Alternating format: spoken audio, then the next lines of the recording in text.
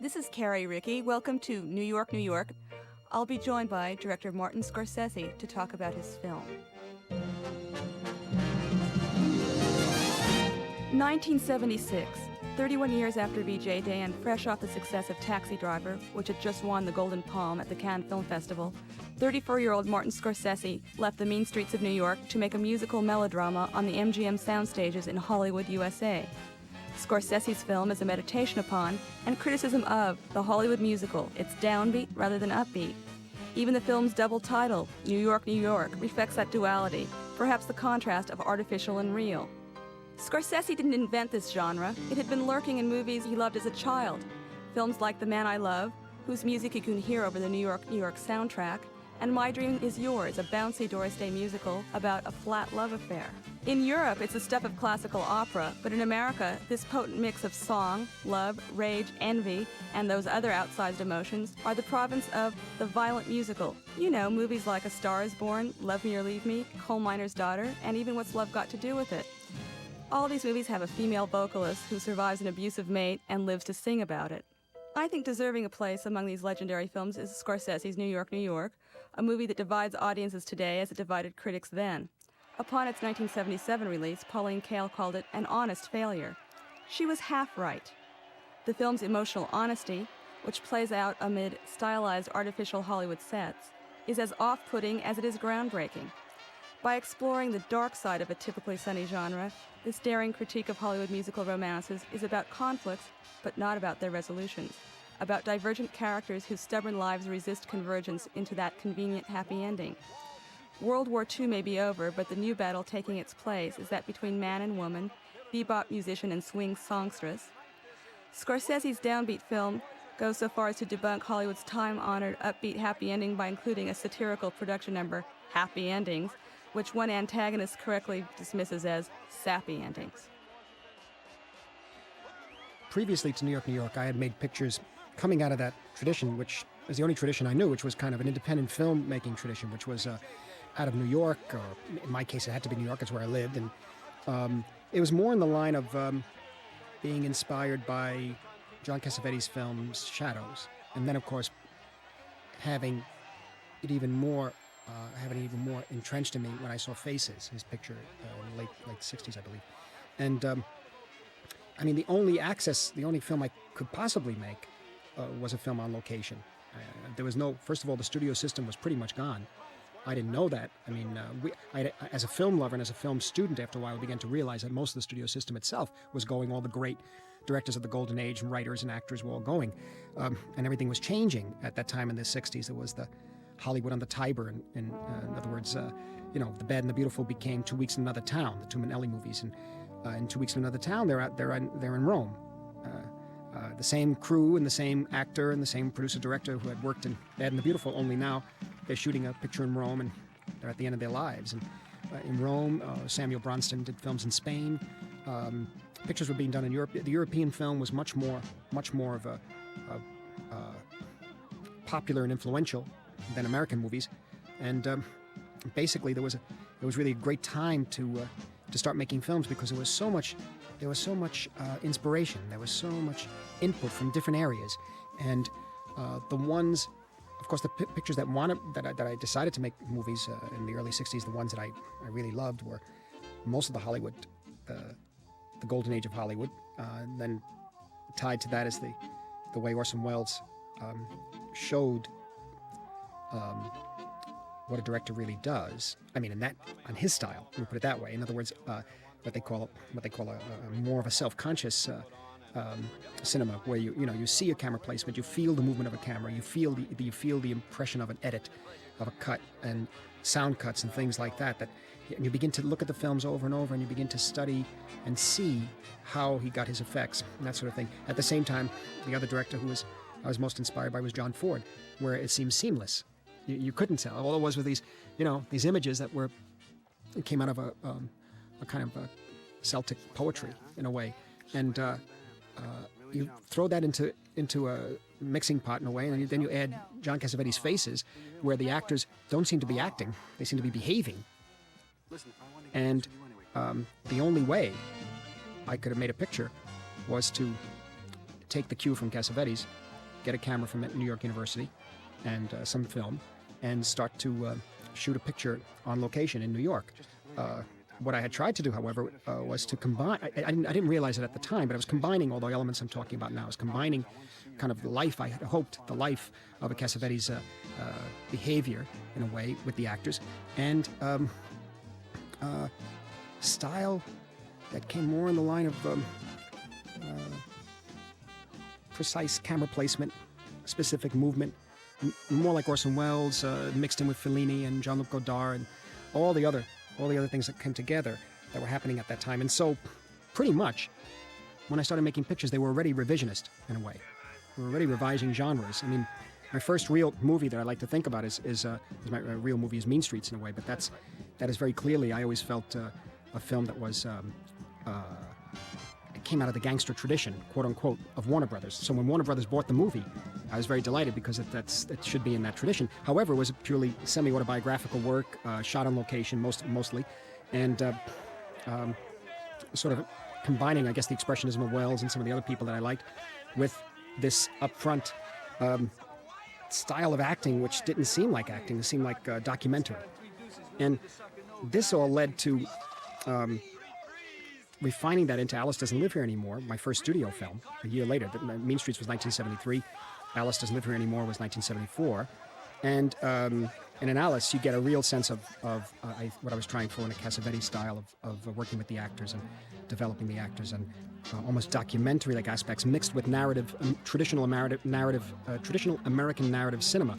And Alice came out of like the Joan Crawford vehicles at Warner Brothers, or the Betty Davis vehicles, pictures by Curtis Bernhardt, or even Douglas Sirk pictures, which I just now begun to like. After all the arguing we used to, I kind of like them now. I've suddenly realized Magnificent Obsession is really good. It really is moving. I thought it was really...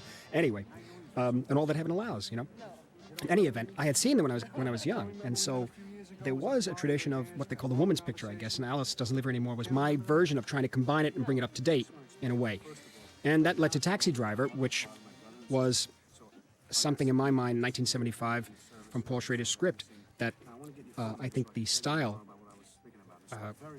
became more clear in my head, and that was more like a combination of a New York noir film, but really more like Gothic noir, New York Gothic we were calling it at the time, kind of like a sense of a horror film, only in a noir in a way, and yet modern, And at that point, I remember reading in a Hollywood Reporter that Earl Rauch had written a script called New York, New York about big band era. And I told my friend Erwin Winkler, who had become a friend after he saw Mean Streets, that I would like to direct this picture. I just read it in the Hollywood Reporter. And what I meant was, at least now, when I look back at it, what I must have meant was that what I wanted to do was a film that had to do with that period, because I was born in 1942, and the first music I heard, the 78 RPM records that my father had, was big band music, and my uncles. And I learned a great deal about music from him and from my mother's brothers, who were in the army and had brought back lots of stuff, and would teach me the differences between Tommy Dorsey and Jimmy Dorsey, and Benny Goodman, of course, and Gene Krupa, and Artie Shaw, and all the way down even to Kay Kaiser and people like that, which now has become a staple on American movie classics. Kay Kaiser films are a little interesting for the time, that's all you can say. But what with that interest, the music was the key to me, and that's what got me interested in making the film. But then I decided, I said, the only thing is I really don't like the films of the late 60s, early 70s. Films that were period pieces made at that time. The female characters always wore hair. If it was made in the late 60s, it's supposed to be 1870 or something. The hair was from the 60s. You can tell immediately. And then, of course, in the 70s, forget it, something else happened. Something else happened there where the films became, they really, even though they were shot supposed to be in the 1920s, they still had a 70s flavor in terms of style of clothes and the hair. And I felt this was very inaccurate, and I said, I would love to be able to try to make a picture that encompasses not only the music of the 40s, which is the first music I heard, but the movies of the 40s, that is the look of the 40s, and even to the aspect ratio of 1:3:3, which is actually what we started shooting with, Laszlo Kovacs and I. And we shot happy endings in 1:3:3. But after the second day of shooting it, we realized we couldn't continue because the sound stages had changed. Everything had changed. It was easier then to go, we shifted to 1:6:6 and sort of give a compromise there. But in any event, what I really was interested in then was to recreate the look of the musicals of the 40s. That is post-war, because the film begins on August 15th, I believe, 1945. Post-war musicals. When making this movie, Scorsese has written that he tried to follow the example of Vincente Minnelli's films. He wanted to keep a continually moving camera, but he wanted to take it further. Since it was a film about musicals, he thought he should let the music orchestrate how many times he cut and how he moved the camera. The musical rhythms go with the music. He would later apply these techniques to The Last Waltz and to Raging Bull in the fighting sequences, which he choreographed, and even to the pool games in The Color of Money. Well,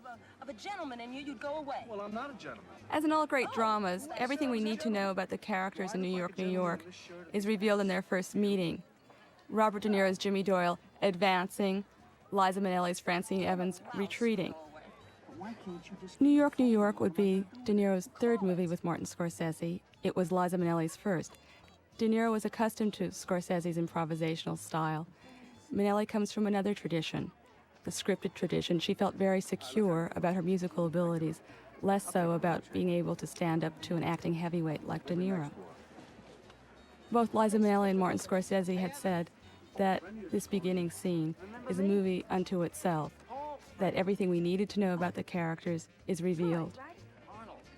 After the nocturnal monochrome of Taxi Driver, Scorsese was interested in color, the almost painted-on color of Liza Minnelli's scarlet lips, of Jimmy Doyle's turquoisey shirt. And to get these effects, he hired cinematographer Laszlo Kovacs and the legendary Hollywood art director Boris Levin, who had done movies as diverse as Alexander's Ragtime Band and West Side Story. Levin was an old hand at creating simplified sets so the colors and the characters could stand out. Hi, Paul. Remember me? Technicolor.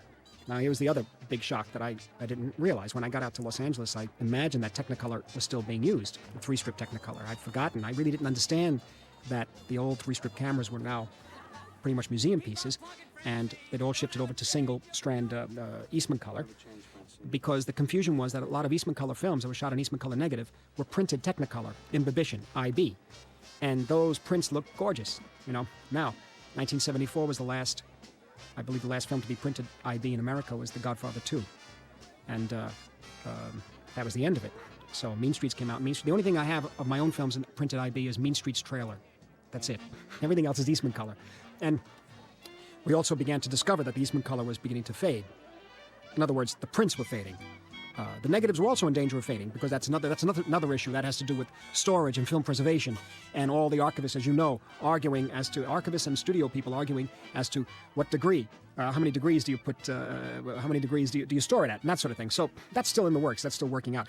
But the real shock was the only being able to, before videotape, and really being able to see, only being able to study movies in repertory houses and on television when they were viewed on TV, when whoever took a whim to program it on television. And so what happened was that to study certain films, we'd only be able to get, you know, in a repertory theater, you might see a film, maybe an edited version.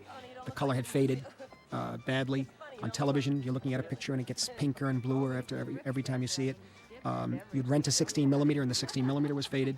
So it was hard to study the three-strip Technicolor that I wanted for this film, because I would have to go back to the source prints, the prints that the studio had, the studio prints. And even in some cases, those were nitrate, so they could only be screened on the lot. And of course, when you saw nitrate IB musicals, they were extraordinary, you know. And each studio had its own look.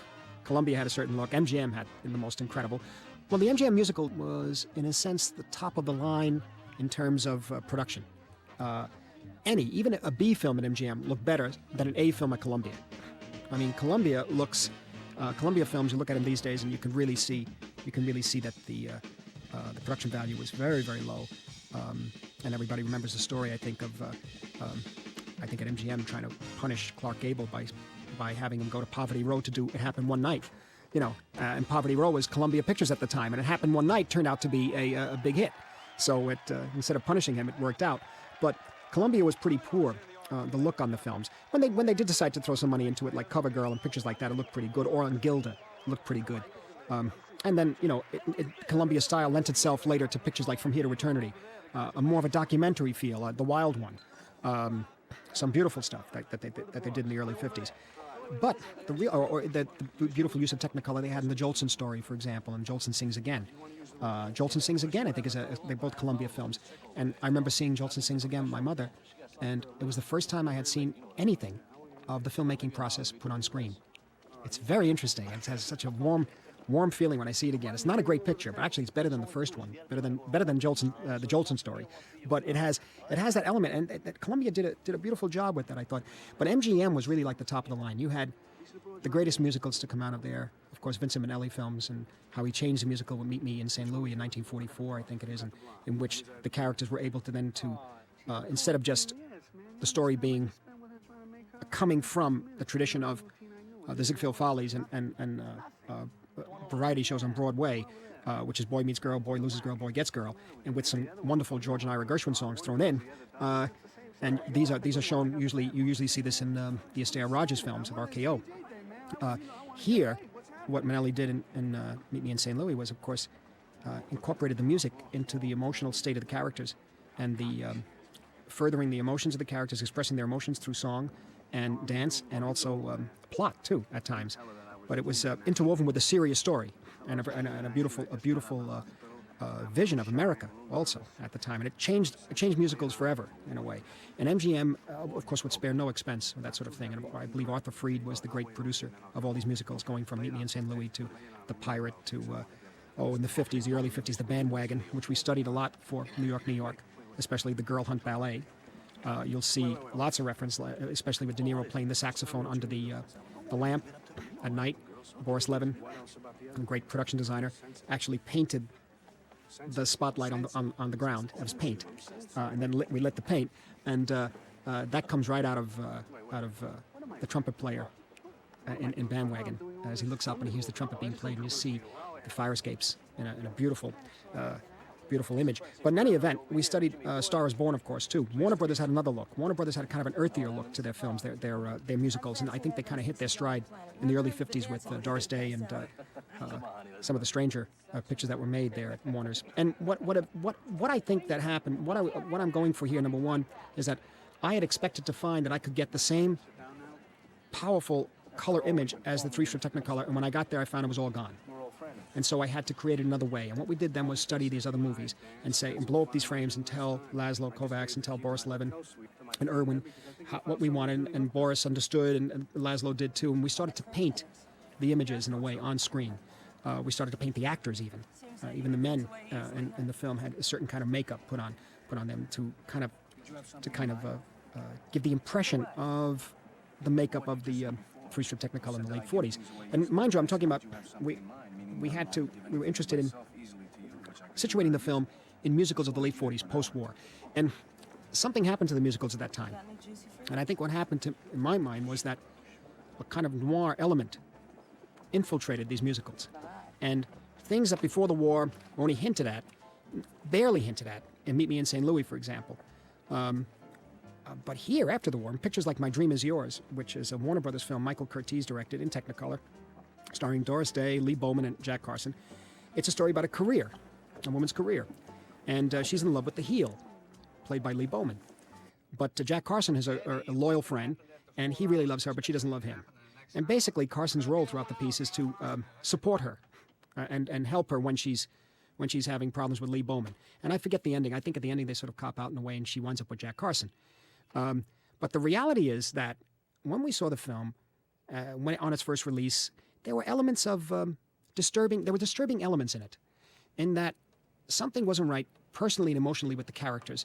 They were having problems that were kind of talked about, where they had a couple of arguments, and yet suddenly they would throw in a musical sequence in which Doris Day and Jack Carson are dressed as big bunny rabbits, and trying to say, it's really okay, everybody. We're just hinting at these problems, you know. This really doesn't. It's all going to turn out all right.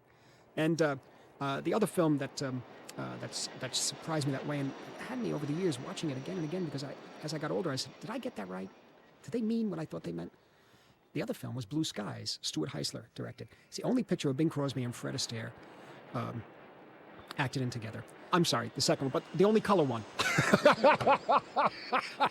Holiday Inn was the other, but Holiday Inn obviously was the other one, but I keep forgetting because I keep thinking of White Christmas. But Bing Crosby and Fred Astaire in this color, Technicolor, beautiful Technicolor, Universal International film. No, Paramount film. Directed by Stuart Heisler, whose films are quite interesting as you look at them over, these days as I see them again. But Blue Skies is with the female lead is Joan Caulfield, and has Irving Berlin songs. And basically they made up this kind of a story to just throw in these Irving Berlin songs. And they're great songs, wonderful songs. But what's interesting about it is that Bing Crosby, it's an interesting character of Bing Crosby, how he was able to be so pleasant and charming and touch something in himself to play basically totally irresponsible characters and lovable heels, you know. And this film, it's a minor picture in a way, but it's very evident in this film. Joan Caulfield falls in love with him and marries him. Of course, Fred Astaire loves her, and he's teamed with Bing Crosby. He's a close friend of his. Now, the film is situated in a flashback situation. I mean, it's placed in a flashback style, where you have Fred Astaire at the beginning of the film talking in a radio show, and it's a special radio show that he brings people together and he solves problems for people, and that sort of, he's like a columnist. And he starts telling you a story about a great guy who was a friend of mine and a great gal who was a friend of mine. And they take you all the way back. And Caulfield falls in love with Bing Crosby, and she marries him. And Crosby kind of shirks the responsibility of the relationship constantly. He keeps buying and building new nightclubs. And this means that the minute he gets into a place, he gets situated, this is what I've always wanted.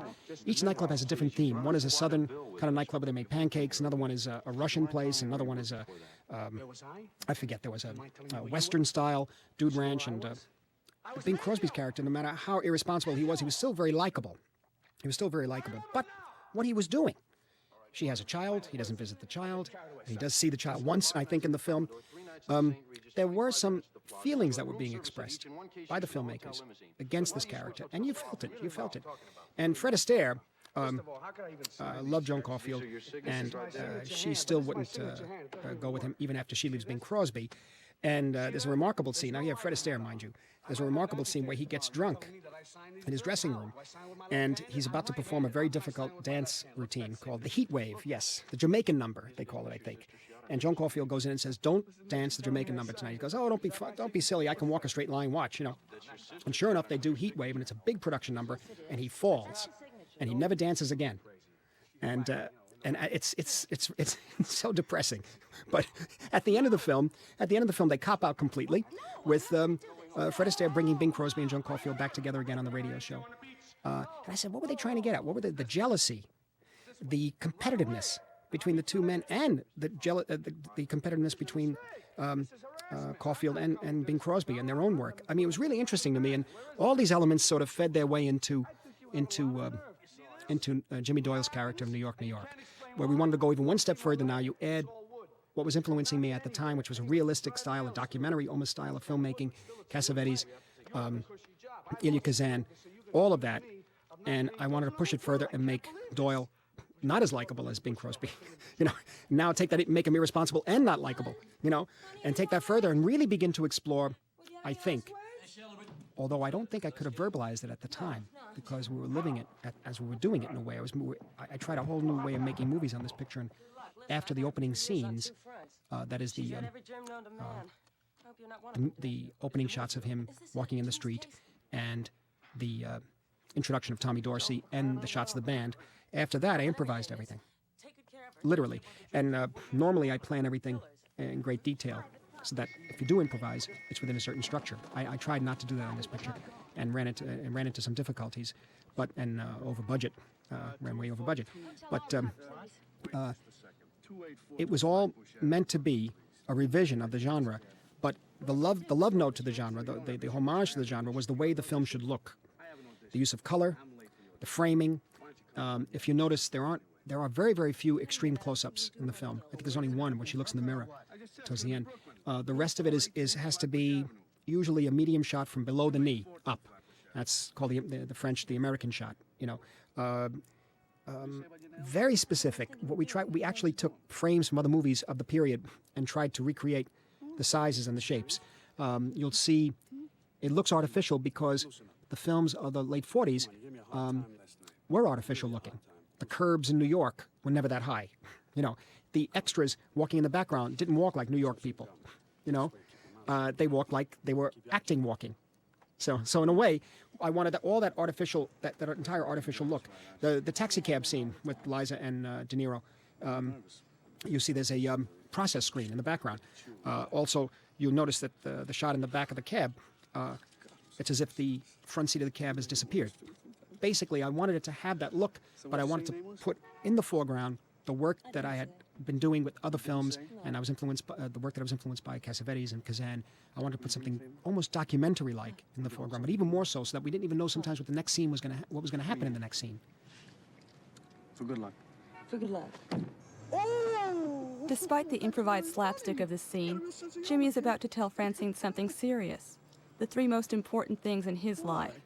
And this is where Francine learns that she can be, at best, third in the Jimmy Doyle priority list. You want to know what interests me the most, Francis? One is music. Number two is money. And number three is... I got it. Got it. This sequence amplifies the pickup scene in that it reveals yet another contrast between Jimmy and Francine. Francine is all dolled up in a new civilian suit, and Jimmy is rumpled in the clothes he wore last night. Their two characters embody elements of the script in that Francine is organized, structured, Jimmy is improvisational. Francine likes structured music, Jimmy likes to improvise. And we'll see that in the next sequence when the two learn whether they can actually do a duet. No, wait, now I'm getting confused. You put it where, You put it where number three is. And that's the way it would be. Let me start all over again, because let me get this. Number three would be number one. And number two is number three. Exactly. And when you have that, you have what you call a major chord. What's a major chord? A major chord is when everything in your life works out perfectly. When you have everything you could ever possibly want. Everything. You have the woman you want, you have the music you want, and you have enough money to live comfortably. And that's a major chord.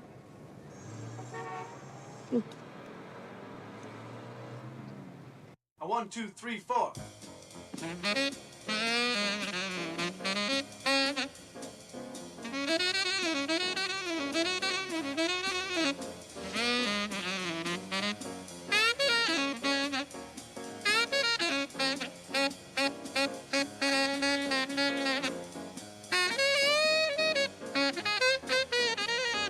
That's enough, Doyle. Hold it. Doyle!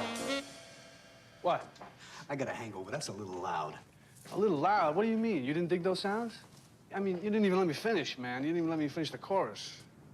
Jimmy? The volatile chemistry between Francine and Jimmy explodes in this audition sequence where they realize that despite their conflicts, temperamentally and artistically, they do make beautiful music together, and this might augur well for a relationship. Just a little smoother. It's like a ballad or something. I think this guy's got that kind of attitude. You know, the whole joint screams. The other thing. Are you my agent? Want 10%? Huh? Sit over there. Sit over there. I said when we came to sit over there. Now sit over there. See what you did? Come here. Come here. Come here. Look, don't do that in front of anybody. We do this all the time. Don't talk to me like that, and don't touch me. All right, wait a minute. Just want to say I'm sorry. I just got annoyed at him, you know. Sometimes I put my foot in my mouth. How about my foot in it? How about putting your horn in it? Well, that's what we're here for. How about giving me a break? Come here, Doyle. I want to talk to you. Get a load of this guy, huh? He wants you to go over there. Come on, come here, come here. Go there, go there, go there. What? Go ahead. Try and understand my situation, will you? What I got is a boy singing and an 8-piece polka orchestra. Do you understand? Try Chevalier. You know any Chevalier? The guys come back from France. They like that sound. Chevalier? Chevalier. Yeah. Hey, man, I play that stuff. I killed people, you know? This is 1917. You look a little more hip to me than that. I'd rather get a job in a post office. Jimmy refuses to play Chevalier. That would be artistically impure. But Francine surprises him here by taking the lead. The nightingales could sing like you. They'd sing much sweeter than they do. 'Cause you brought a new kind of love to me. Play.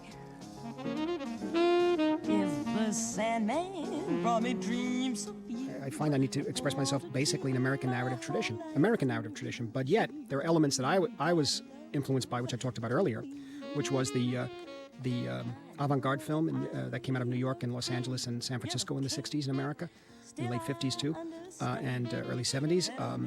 The entire output of European cinema that I had kind of devoured over the years in the late 40s all the way through the 50s, and then you had the new wave coming out of France and Italy and England, Polish films, Andre Vida's Ashes and Diamonds, pictures like that. And I was trying to see if we could combine, because my first and foremost love is American movies, to combine the elements that the European filmmakers had and Japanese filmmakers had, which in America I guess a concern would be called art movies, with the American mainstream.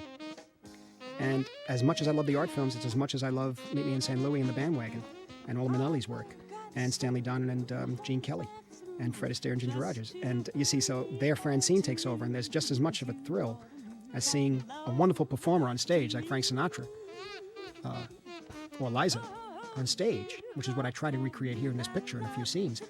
A genuine thrill of watching a person perform that's out of a great tradition. And I love both. And I don't know if both can be combined. I'm still not sure.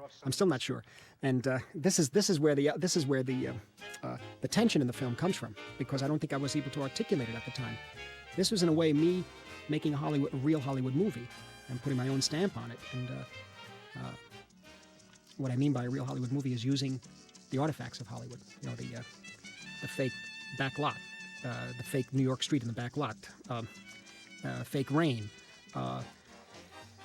The overly studied montages where they do the night on the town, the traditional night on the town, where we shot every one of those things, and we pulled some of the neon pieces out of some old montages from old movies. But don't forget, you know, it constantly, this underlying element of, I guess, the most powerful of them all, the most powerful film of them all in this style is *Star Is Born*, the George Cukor version with Judy Garland and James Mason. That underlying taste of bitter taste, the competitiveness in the careers, and stopping the movie and putting on a 10-minute musical number, which I thought was wonderful to do, and which is what we did in Happy Endings at the end of the film. Although Happy Endings had to look like the musical numbers MGM did in the first 3 years of the 50s, 50, 51, 52, maybe 53, okay, 4 years. Pictures directed by Stanley Donen and Gene Kelly, or I Love Melvin, for example, which is out on disc now, has a certain energy to it. Donald O'Connor and Debbie Reynolds, they had a certain look, those films, and a certain style of shooting that were different from the musical numbers that Minnelli directed, the films he did with big production numbers in the late 40s and early 40s. Oh, Miss Evans. Miss Evans. What? Telephone. It's your agent. He's been calling all night. You can take it here. Thank you. Hello? Tony. It's nice to hear you. Yes, sir. May I help you? Yeah, I'd like to check in. Come on, if you'll just sign the register. Sure. Now, do you have any more bags outside? Yes, I do. I have one in the Well, cab. no, I over was- there. I haven't- If you wouldn't Well, mind no, waking I up the haven't- bellhop. I don't want to disturb him, though. We can going- wake him up, send him outside, and just pay the bill also, and then you can put it on this bill. It'll be fine. Well, we'll wake him up in a few minutes. Well, yeah, I'm sort of ready to go back to work. Like a little bit of a rest. Mr. M. Powell. There's an inside joke here. Jimmy registers as M. Powell, or Michael Powell, a favorite Scorsese director, the man who directed The Red Shoes, another movie about the conflict between love and work. Anything else you'd like, sir? Yes, I would. I'd like some scotch and some vodka. If there's a liquor store around here, maybe we can send the bellhop over and get it. Well, And we'll just put that on the bill, okay? when he wakes up, we'll send him out. All right, Jimmy.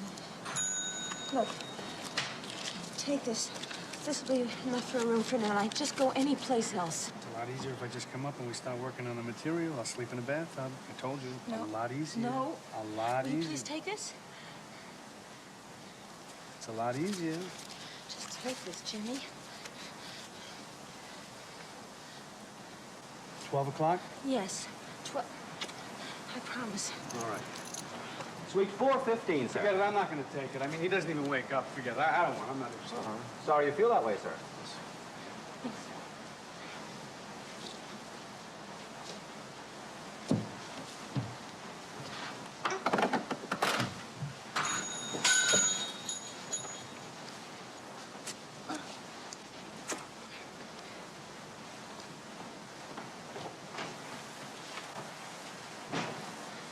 It's a great suit. Oh, well, thank you very much, Miss Evans. Tony, what do you want? Right, Frankie Hart, 7:30 tomorrow morning. No! Jimmy! Jimmy! Jimmy!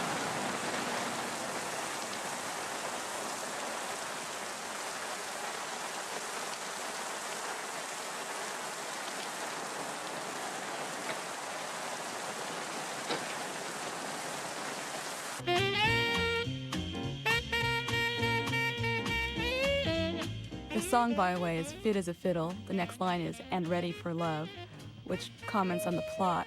But what this sequence does is show us that Jimmy is more comfortable doing his artistic improvisations as a soloist than in playing compromised music, Chevalier music with Francine. This is where his real heart is.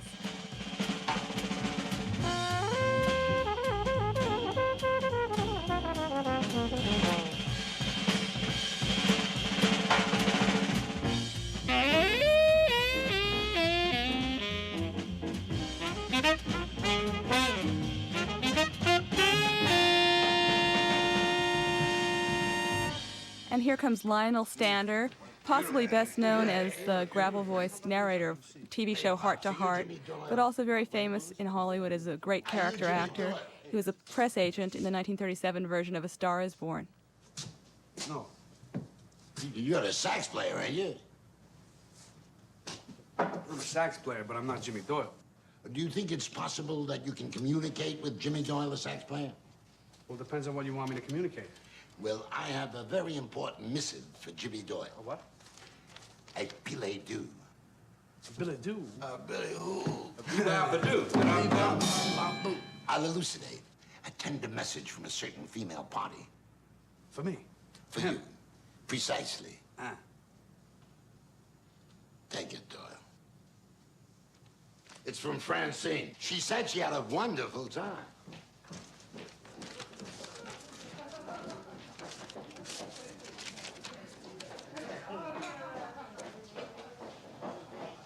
Hey, wait, I'll be right back. Where you going, man? Be right back. That girl ain't coming, is she? Should be here. I'm getting it now. 10 minutes or you're fired. Who cares? There's no one here anyway. You had your jam session and now you're not coming back. Hey, man, hold. Hey, Daddy. Hold. Hey, can I talk to you for a minute? Did you read this letter? Of course not. What do you think I am, crazy? Read letters? Your name is Tony Harwell? That's right. You're an agent. No. You're her agent. Of course. She says, just ask Tony if you need any help on anything. He's a wonderful cat and he appreciates town. Let me see that. I can't show you the letter, man. It's a personal letter, but that's what she said. She also said that she's with Frankie Hart's band. She's on the road, and that she said there's a possibility of a spot for me. Is that true? Possibility. A possibility? That's right. You're an agent. I reiterate, yes.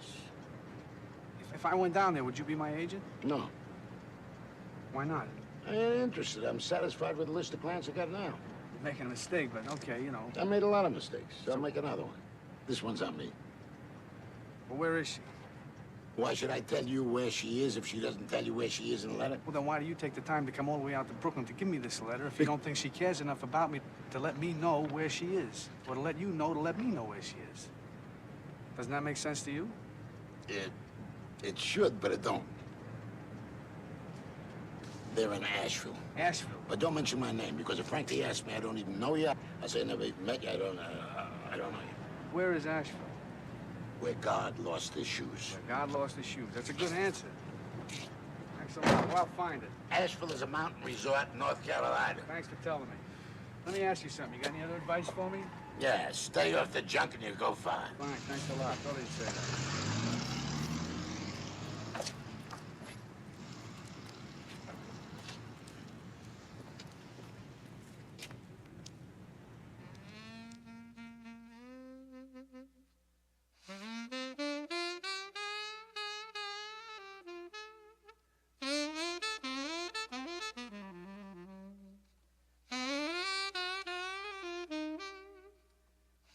Jimmy begins a sequence in his style. The song is Once in a While, which Scorsese musically and visually connects with Francine delivering it in her musical style. Once in a while, won't you try to give one little thought to me? Though someone else may be nearer your heart,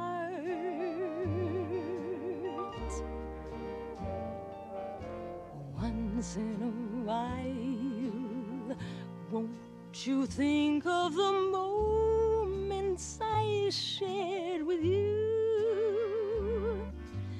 Moments before we two drifted apart.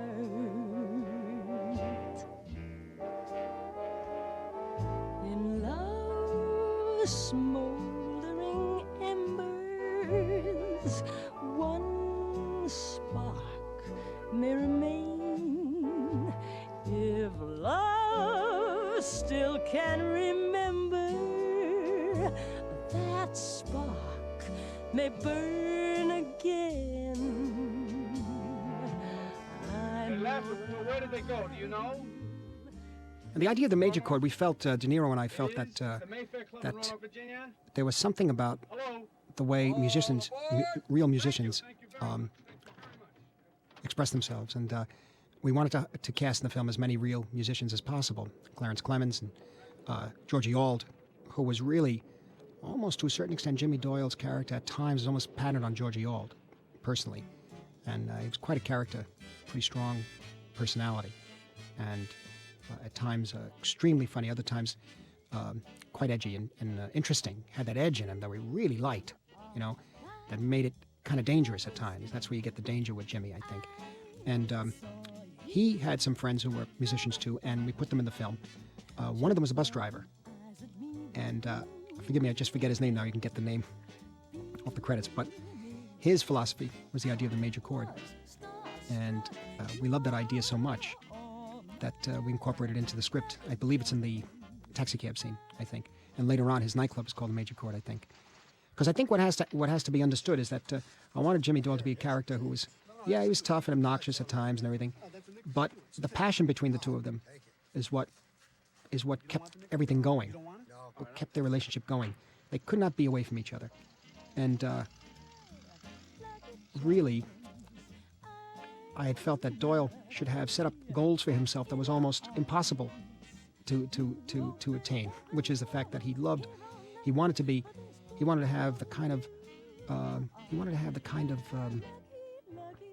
pure jazz expression of the great black musicians, and he's not. He just simply is not that way. He expresses himself other ways. He had to find his own expression, how to work through his instrument, you know, how to express himself through that instrument. But he had, in a way, punished himself constantly by setting up these goals which were unattainable, and then falling madly in love with the person whose work and career reflects a totally different kind of approach to music and, in a sense, the show business. Broadway musical comedy films coming out of Hollywood. And I think in him, inherently, there was something that he looked down upon in that, which caused a great deal of friction between the two. But what caused the most friction between the two was, I felt, the unfortunately unavoidable in most cases, situation of competitiveness as two creative artists in a relationship, being competitive with each other. And I think the best scene in the film that shows that is the scene where they're rehearsing the band, where she counts off 1, 2, 3, says, "Don't ever do that in front of me. This is my band, I do that." And it got down to very petty things. But that scene, for example, was, I think, one of the best improvisations, because I did that scene the way I did Alice and the way I did Mean Streets and other films, where we did the improvisations weeks before and wrote them all out and became a really structured scene. Whereas other scenes were improvised on the spot, and that got me into difficulties at times. Hold it. Nearly every scene in New York underscores one basic theme. Personal relationships come between an artist and his or her work. Notice how Francine is torn between Jimmy's courtship and the demands of her job. All right, you're upset because I didn't come to you in person and say goodbye, right? Right. Which brings up another thing. You don't say goodbye to me. I say goodbye to you. In no way, shape, or form do you say goodbye to me. I say goodbye to you. Oh. Fine. Go ahead and say it. Say what? Say goodbye. Go ahead. Fake snow, fake trees, all the better for Scorsese to experiment with the realistic behavior and emotions of Jimmy and Francine. Oh, I see. I just have to wait until you say, "Come here," right? And then when you say, "Come here," I'm supposed to come here. Stay Look. close. You think I came all the way down here to argue with you? Huh?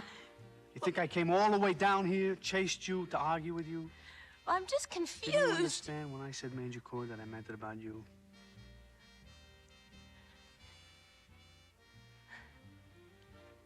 Sometimes you really are hard to understand. You really are. You're hard to understand. Don't change the subject. I love you. Well, I don't love you. I dig you. I like you a lot, and you know, but I wouldn't come all the way down here if I didn't like you, right? Yeah.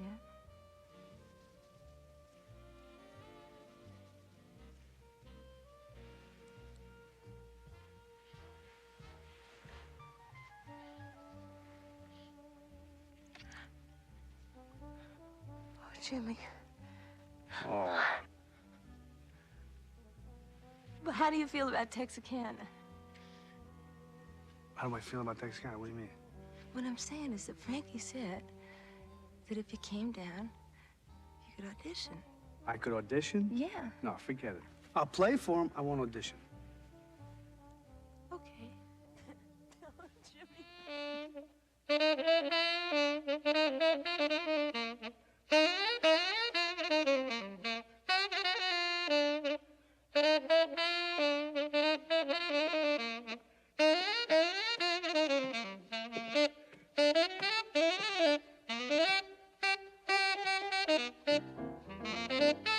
Apart from being a tribute to 30s and 40s films that lyrically and wordlessly show accelerated time, this montage shot shows the artist's life as a non-stop journey. I guess one of the main sources of inspiration over the years has been music. As I said, I go back to this picture. I remember, if I think of New York, I immediately see in my mind my father's 78 records, RPM records, and a sepia photo of my mother's two of her brothers, in their army uniforms in Corona, Long Island, Corona, Queens, I should say, with their resting their foot, right leg or whatever, on the bumper of a car and looking at the camera, those uniforms. And one other piece of very important music to me, which is used in the film, the greatest jazz musicians to come out of Europe at the time, Django Reinhardt and Stéphane Grappelli and the Hot Club of France. And the piece of music I use is something called Billets Doux, which is roughly translated love letters.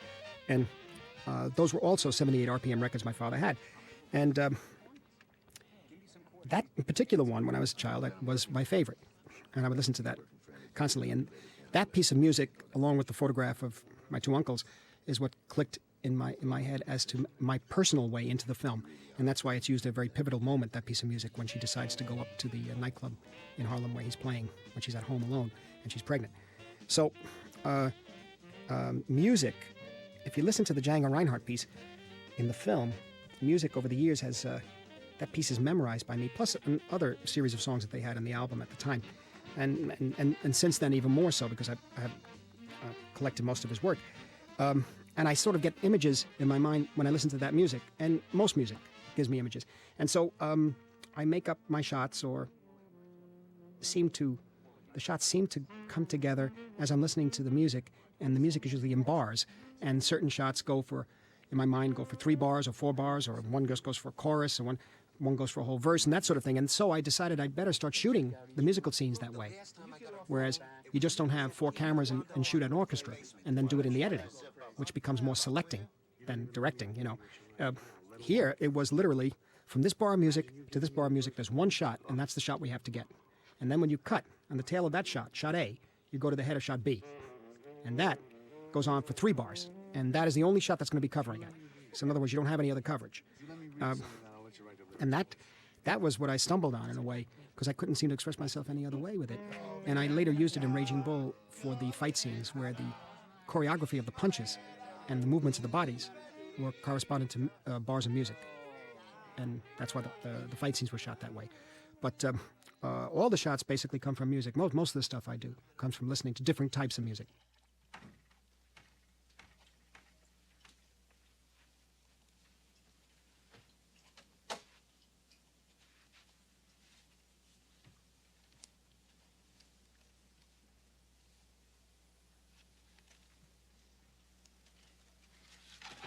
Oh, come on. Come on, let me see what it is. No, I don't want to. Oh, come on. No, it's private, you know no, that. it's only a poem. Well, it's my poem, and it's for me. Come on, you never let me see what you write. Well, I'm embarrassed.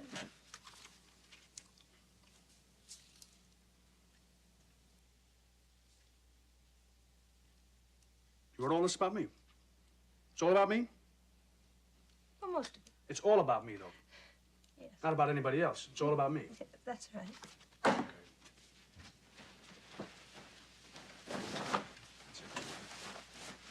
Get your shoes on. Come on. Are you all right, honey? Yeah. I know it's not very good, but it... Come on, get them on. Come on. I don't know what we're doing now.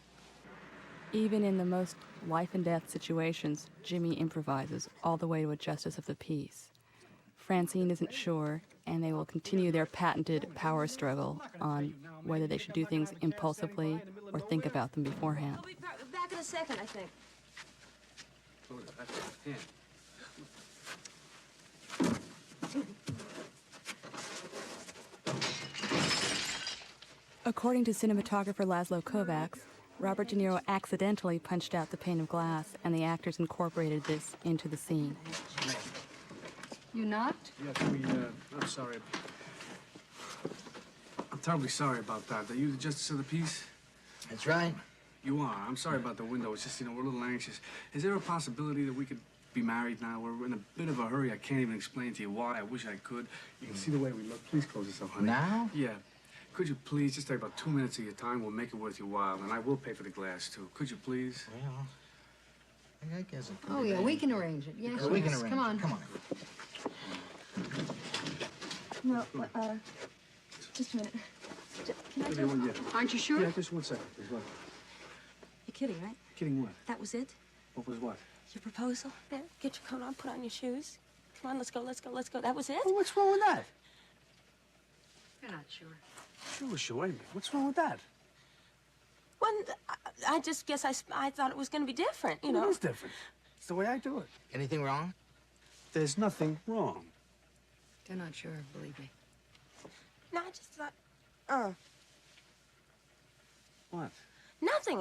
I just thought it would be different. You know what I mean? Different? It is different! I know it's different. Well, then what's the It's not the problem? kind of different I Well, had in what's the mind. problem? The kind of different I had in mind was maybe sweet and calm and... It is calm! And I'm ardent, sorry. that's good. It's just a little... It's... And pretty, you know? What? Pretty. It's pretty! You can't say that. It is You pretty. can't What look. is- what? You can't say it's pretty. I want to marry you! What are you talking about? Please, go inside. Go inside. This is private. Would you wait 1 second? I'm good. Did you hear what I said? Yes. I want to marry you. Okay. Okay? What's the matter now? What do you want me to do?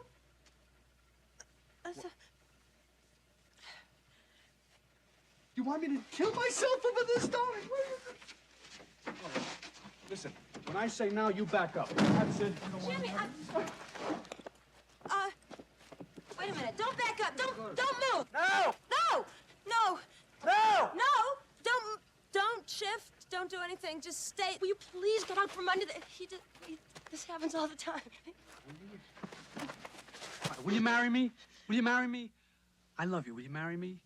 I don't want anybody else to be with you. I don't want anybody else. I want to be with you. Do you understand? I don't want anybody else to be with you except me. I love you. I love you. Look at me. I love you.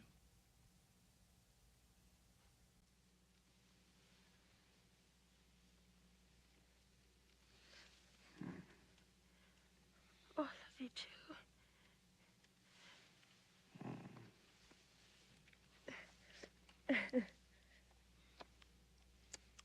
Wait a minute.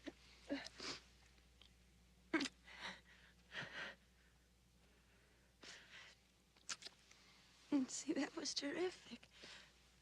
You like that? Yeah, I really like that. It was a lot better that way. Yeah. Oh, good.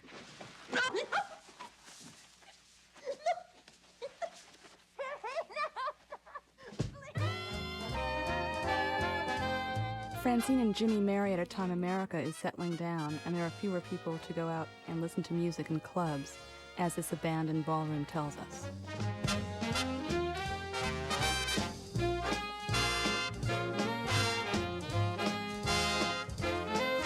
The clashing styles, I mean, it made it, how should I put it? First of all, it was very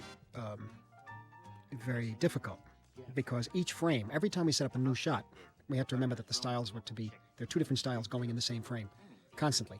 And so it was exciting, but at the same time, very, very, I felt very unsettled and anxiety-ridden because I wasn't, because of the nature of the improvisation, I wasn't exactly sure what I was going to put in that frame. Boris Levin had designed the sets. We had all agreed on that, and that looked extraordinary. But very often we'd improvise ourselves out of one set into another, but into the wrong one, and we'd have to wait for another set to be built. So basically, I think when they go for the job with Dick Miller, they play A New Kind of Love. We had worked in that scene for quite a while and got to that point, and then we were supposed to move into another set, and we had improvised the story another way, and we wound up reshooting certain pieces and kind of building little bridges. A similar kind of thing I did in After Hours, too, later on, where we had shot so much of After Hours, and the story had gone on for 2.5 hours, where we realized that the film, has to be shorter in order for it to work. And we had dropped whole subplots and went back and shot a couple of pieces to bridge those subplots, to bridge the missing section. That's the first time I meant it. I really mean it now. I was jiving the other. I mean it. I want to really pack it in. Yeah. Oh, come on. You remember we used to go out and do 80, 85 one-nighters in a row? Yeah. Well, those joints, they're not ballrooms anymore, baby. They're like parking lots, skating rinks. The theaters, they're all bombed out. I really did. I thought a lot about it. Thought about finally let somebody else front the band, take a piece of the action, lay there, not have to lift a finger. But there's only one guy who can front this band. I know. Jimmy, right? No, me. And if I go, the band goes. It's game over. You know it. Yeah. You sure you won't have a little taste? No, you have it. Oh, beautiful. I will. Maybe Jimmy would consider... You said he's good. You think he's good? He's not only good, baby. He's a bitch. He blows a barrel full of tenor. Oh, but he's some kind of pain in the I don't want to ass. start this All argument. right, okay, all right. But he's a top pain in the ass. And that's the truth. Top pain in the ass. let's see, that's twice. You want to say it once more, 3 times for luck? 3 would groove me. It's my favorite number. Top pain in the ass. Oh, maybe you're right. But he's good.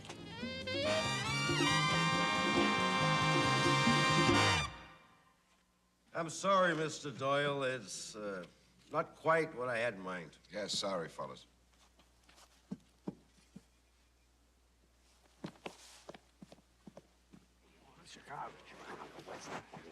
Mr. Horace? Look, Mr. Horace, I know it's not Frankie Hart. We can do that stuff too, man, but this is a different sound. I think you should listen to it. Just give us another chance. This guy must be crazy. I made a deal with Frankie Hart and his orchestra, not Jimmy Doyle and his flying Zachamaniacs. Yeah, but this is Frankie Hart and his orchestra without Frankie Hart. In fact, it's even better. Frankie wouldn't give us the band if he didn't think it was going to work out. Oh, that's true. You know how Frankie is. Yeah, what do you have to lose? Come on, give me a chance. What do I have to lose? What does this look like to you, a peanut gallery here? It looks like a place that needs someone like me. That's what it looks like. Give us half a chance. Where's the girl singer you're supposed to have? She's stunning? Blonde what? Oh, she's stunning. Blonde, everything. She walks, she talks. She better be good. She better sing kind of... All right, fellas, get out number 358. Horace, you're going crazy. Okay, listen to the man. You didn't like it. Why do you want to listen to a singer? Of course I'm crazy. How do you think I wound up in this business? Hello, Mr. Morris. Okay. Once again, the difference in Jimmy's and Francie's musical styles is highlighted in the sequence by the resistance to Jimmy's music and the easy acceptance of Francine's traditionalism as she launches into The Man I Love. When the mellow moon begins to beam, every night I dream a little dream. And of course, Prince Charming is the theme, the he for me. Although I realize as well as you, it is seldom that a dream comes true. To me, it's clear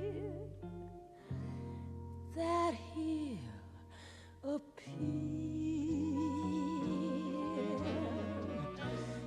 I think in retrospect, I mean, one film we didn't talk about was The Man I Love, Rauch Walsh. That was also directed by Rauch Walsh, Ida Lupino, I believe, and yeah, I mean, that was also a main influence on the picture, along with My Dream Is Yours and Blue Skies and a number of others. The reason I didn't really talk about it that much is because it's black and white, and there's a big difference. It has more of a noir element than the others have. I was very interested in the fact of a noir film hiding under the guise of a musical in color. And that's what interested me. Noir themes and ideas, unpleasantness, hiding under that Technicolor.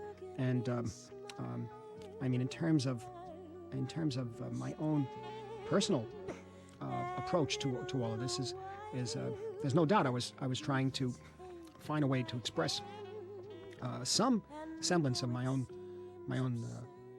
personal life in the story of the picture, but it's not one specific person, it's not one specific time.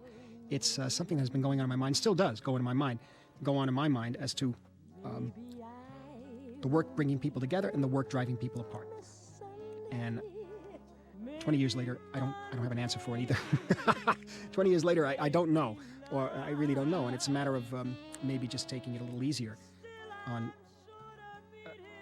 the people around you and on yourself. And I think that came out of Raging Bull. I think that's what Raging Bull was about, coming to some sort of terms with this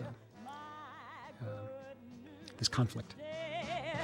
He'll build a little home just meant for two, from which I'll never roam. Would you?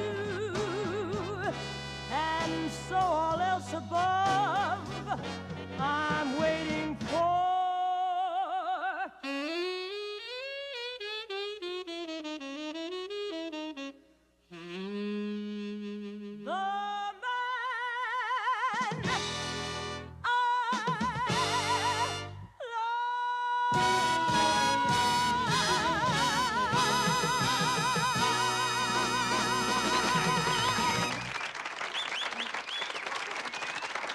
And to Francine Evans.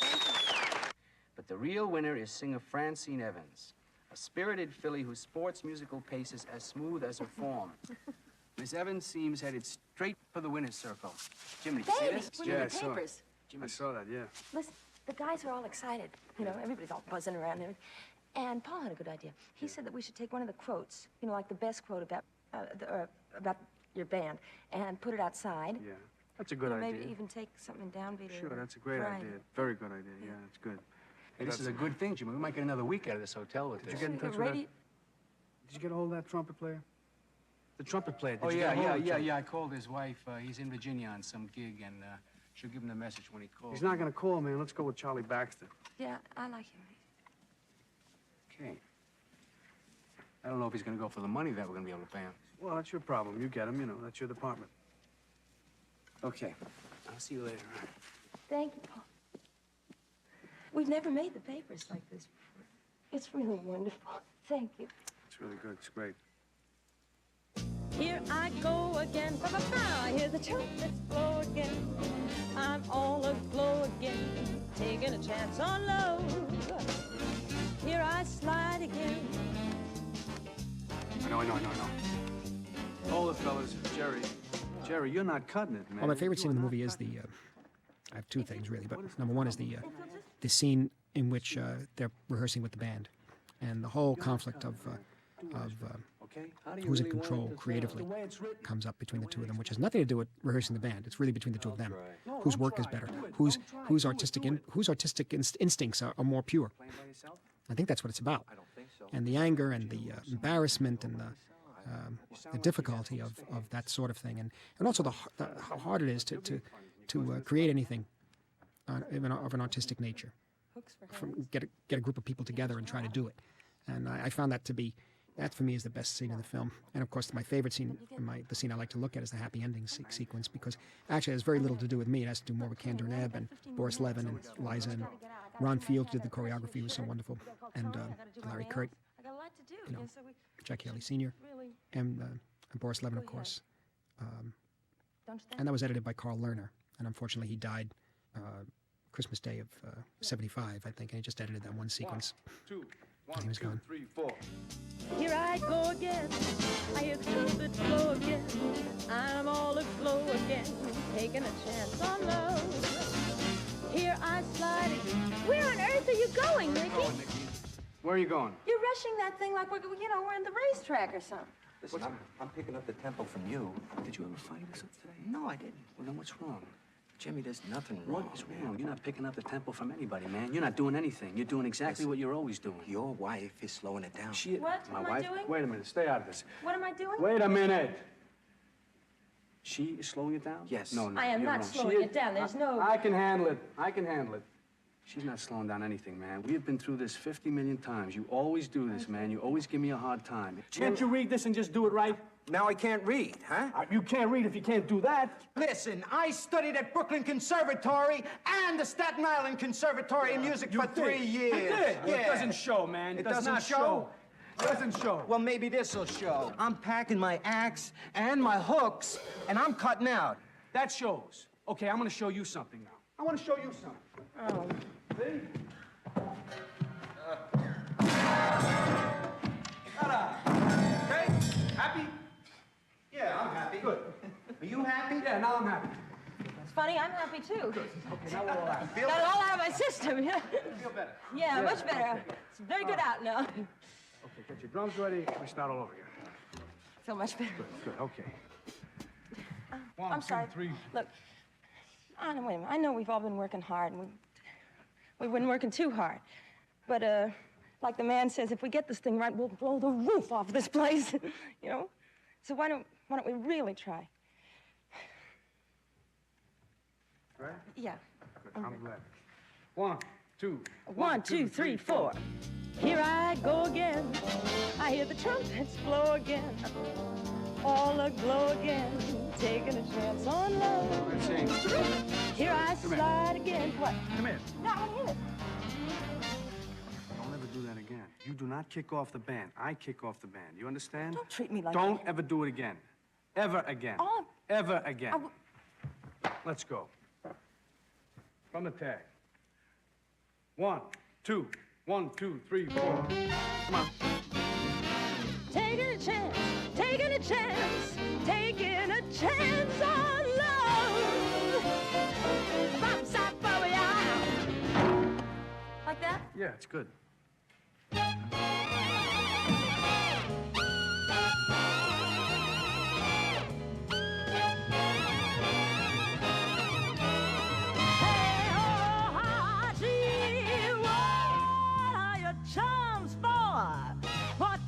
My arms for. Use your imagination. Just you, just me. Tie a lover's knot. Tie a big fat knot round wonderful.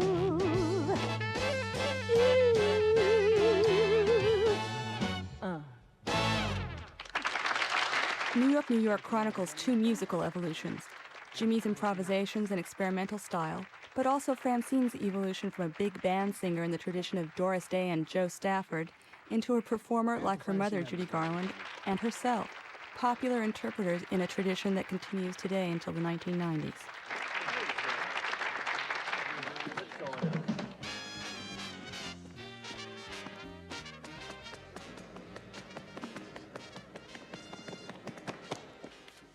You all right, baby? Yeah. She's all right. What's the matter? Thank you. No, I feel terrific. You sure? Well, I'm not sick. It's just that, oh, well, I guess now's as good a time as any. I'm going to have a baby. Well, Liza, I thought, was a wonderful actress in Stereo Cuckoo and especially Cabaret and Journey Moon and pictures like that. I really liked her a lot. And the power of her presence, simply. The presence of the woman is on stage or even in person, just off stage. It's really, it's so I'm upset. unique. I would have been less upset. And now I'm more upset because now you walk out right in the middle. has such a force to it, has such power that I wanted to tap into that energy in the film. And I did, in a way, want to show I wanted to show how she could become that, how Francine Evans could become Liza in that sense, where it finally culminates in New York, and the world goes round, and moments like that in the picture. And I felt that, casting is 98% of the job. And also her sense of timing and humor, sense of humor, very, very good. And that helped a lot in the improvisations. And also a person who seemed to be, willing to take risks and chances. I mean, this is very different from a normal musical. So there were no problems, even to the point where they got into a physical thing in the car when she's pregnant. She said, and we were talking about improvising something like that, and she goes, "All right, you go ahead, and I'll just join in, and I'll follow you, do the best I can with it." There was no problem ever of anybody fighting what I wanted to do. It was a matter of my not being clear enough how to do what I wanted to do within certain scenes. On a bus somewhere. The doctor said I could lose this kid if I travel, and I don't intend to do that. I just said we're going to ride in the car. Do you want this baby? I just said we're going to ride in the car. Do you want this baby? Yeah, I want the baby, of course. Do you want this baby? What do you mean? You know what I mean.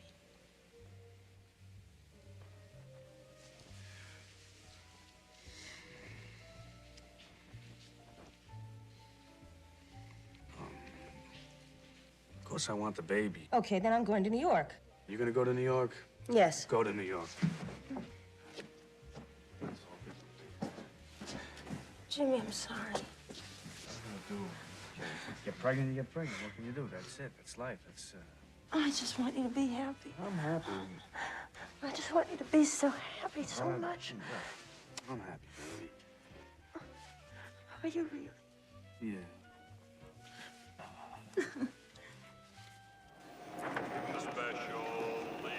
Oh, brother. I'm just thinking. Salty. Oh. I can't keep anything down. It settles the stomach. Hey.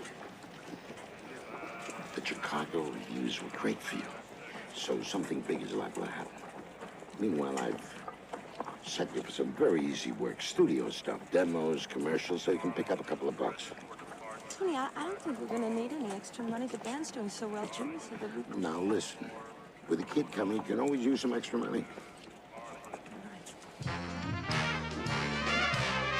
Blue moon, you saw me standing alone, without a dream in my heart, without a love of my own.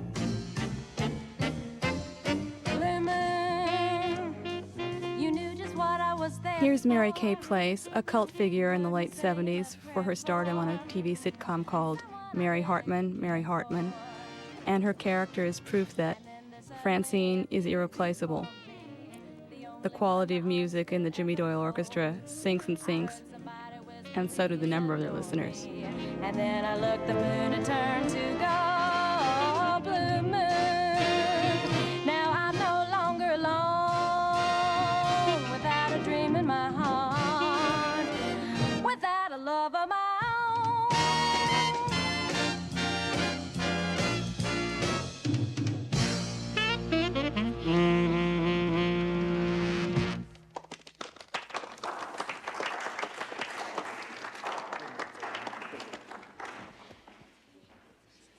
Okay, good. That's a take on Joe Stafford. Now let's try Peggy Lee. Wait a minute. Hold it. Hold it. Okay, Hold it, hold it. everybody. Wait just a second. There. She's fantastic. She's a terrific girl, terrific singer, and terrific girl. Terrific girl. And sweet as she sings, that's how sweet she is. Off stage, you know? You're gonna make money with her. You're gonna make money with her. I'm sure of it. If Francine brings Jimmy into the mainstream, what Jimmy does for Francine is make her pursue a career as a soloist. came to bed at the beginning, thinking that my team was winning. Now I'm at the final inning. Score a big fat nothing, some other player. And as in many two-career movies, such as A Star is Born and The Man I Love, the success of one partner is counterpointed with the failure of the other. Everything's finished. I just know it.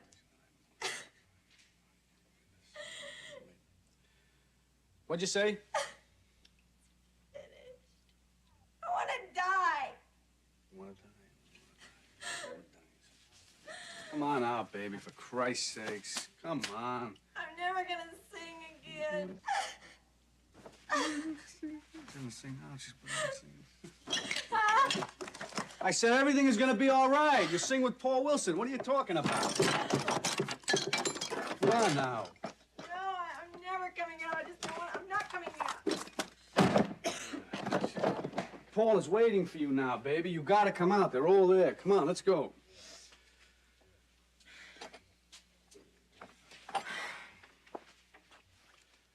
I'm no bimbo, you know.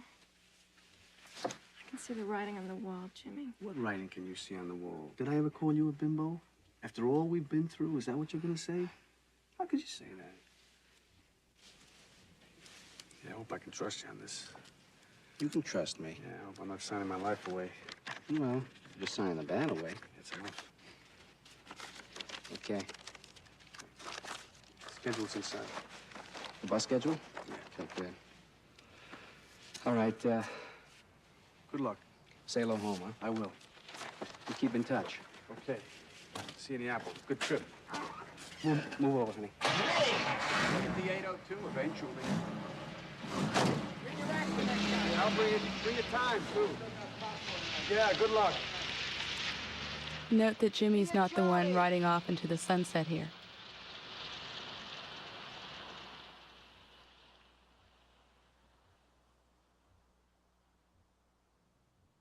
Maybe another nail? Oh, Ellen, we have 7 nails in there already. And even 8. Hold your side a little bit over here. Okay, I think Jimmy! we got it. Jimmy!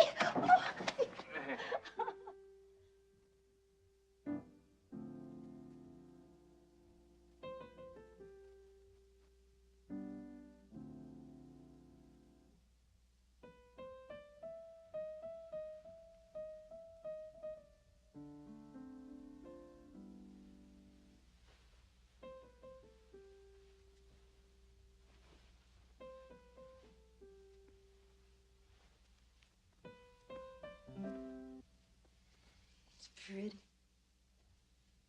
Together, Jimmy and Francine have 2 collaborations, a song and later a son. Yet the things that bring them together are also the things that divide them. Each is personally happier pursuing music on his or her own terms.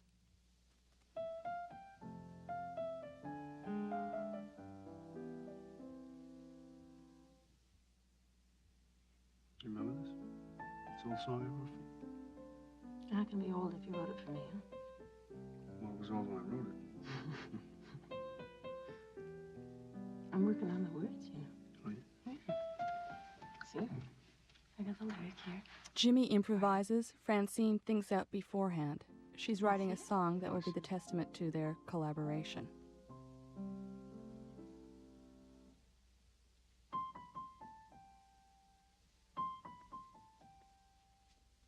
Oh, honey, it's gonna be a nice day.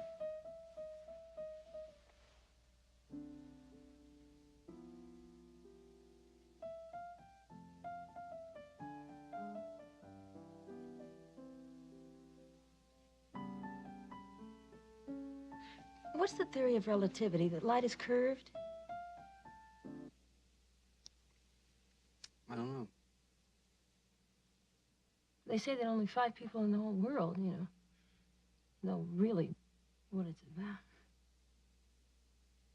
Well, the Japs understand, from what I know.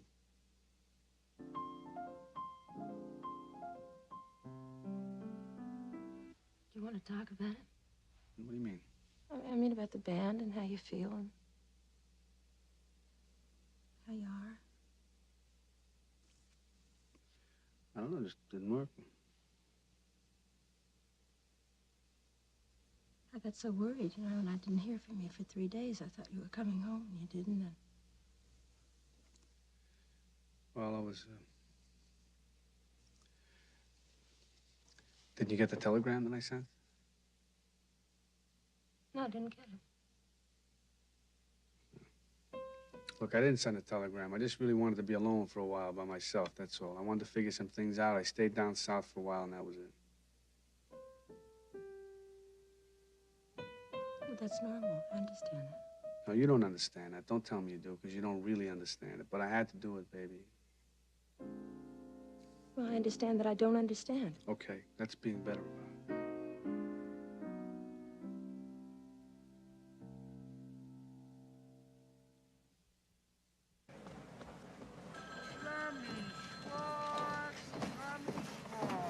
Hey, man. Jimmy. Hey, man. All right. How you been, man? Okay. Come on over, G. Some friends of mine. This is Booty. This is Washington. Hey, Jimmy, can you play a mean tenor? Yeah. How about you, too, man? How you been, man? What you doing? Where you been, huh? I went on the road with Frankie Hart. Went on the road with him for a while. Then after that, I took the band over myself. Yeah, I heard something about that. Kind of slipped away or something, huh? No, I didn't slip away. You heard that, though. Yeah, you know, we'll talk around here, man, you know. No, I didn't really slip away. What happened was that, I was working with bad musicians. I mean, you can't pitch new cats in Scranton or Allentown, PA, right? You gotta come back to the Apple. Yeah. But, you see the same old faces, same old plays. I wonder if I should be back here, man. Same thing. Listen, man, if you get it together again, Jim, I got this little thing going over at the Harlem Club, man. Oh, yeah. Some really good cats over there, man. You gotta come over there. I will. I'll come up. I heard a lot about it. Yeah. There's only one problem, though. What's that? They let white cats in. You come around the back.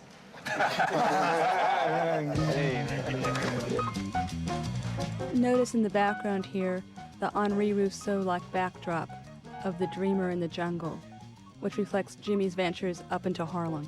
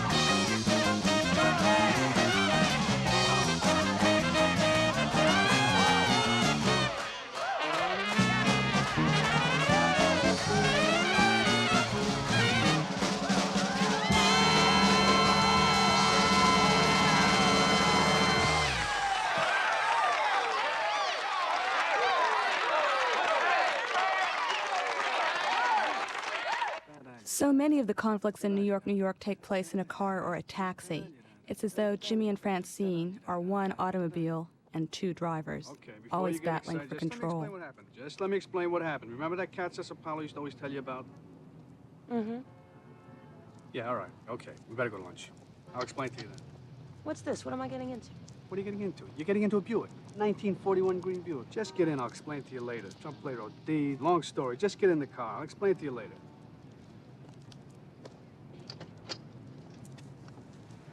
Baby, if you don't get in the car, I have no way of talking to you. I'm not going to shout it in the street, so you ought to get in the car, and then I'll explain it to you. You remember Cecil Powell? Mm-hmm. You remember? Yes. I met him at the Union, and I went up to Harlem, this new club. It was fantastic. I had a great time, baby. Why didn't you call me? Why should I call you? I'll be home in a little while. So there was no reason to call. And then before I knew... Hi there. Yeah, hi there. How are you? Are you pulling out? Do I look like I'm pulling out? Excuse me. Yeah? Look, I don't mean to... Would you look at me, please? If I look at you, I'm gonna get upset. No!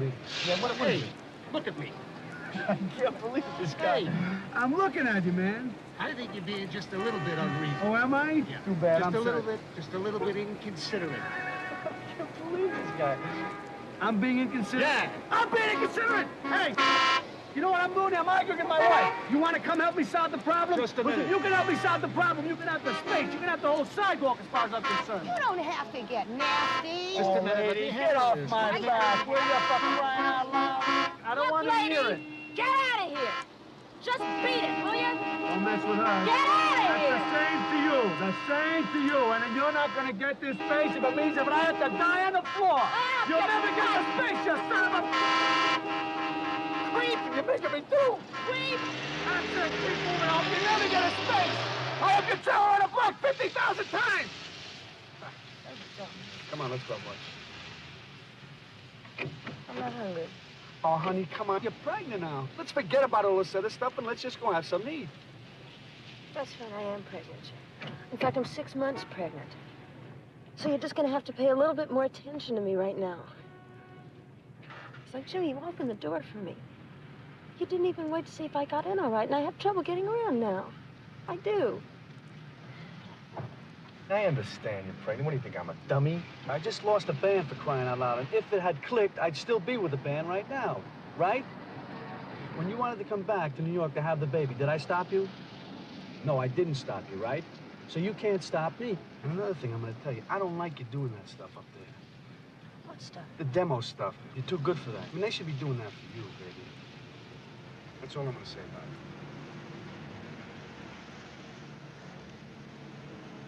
So that means from now on you'll be up there nights, right? You'll be there almost every night, right? So? You know, the other guys are married too, you know? I mean, they have those things. Mm-hmm. I know. Well, I'll take the day shift and you take the night shift. Hmm?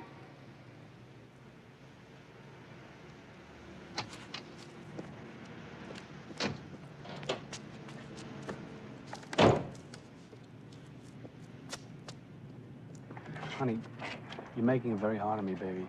You want me to take this and I'm gonna throw it against the wall. I'm gonna smash it into a million pieces. Is that what you want me to do? Because that's what you're telling me to do.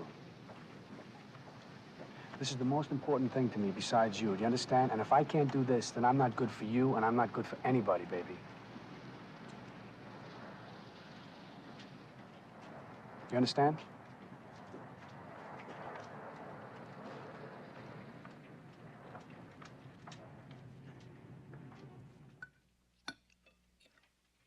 The relationship with De Niro and myself was working as a collaboration by that time, although we hadn't intended to. We were more collaborators at the time. And New York, having gone through that, we were able to do what we wanted. We were able to do more clearly Raging Bull. It was more like a testing ground. We didn't know it at the time, but it was more of working on some ideas, really experimenting, and finding out how to clarify, quite honestly. And for example, the long cut that everyone talked about, Brian De Palma, Sam Fuller, everybody who was there at that big screening. That was over 4 hours, the first cut of the film, but that was not really a cut. It's an assembly. It's an assembly. Any film in assembly is 2/3 the length or 1/3 the length of the normal length of the picture. The problem was, should it be 2.5 hours or should it be 2:45? Should it be 2:50? It was that kind of thing where we really got into where it really ultimately didn't matter if it was 2:46. You know, it really didn't matter. Yeah, it was nothing. You cut 20 minutes out of it and you still had the same narrative problems of the picture. You still had the same demand on the audience. Look at this. Oh, honey. You were looking at the words to the tune, huh? Yeah, I was.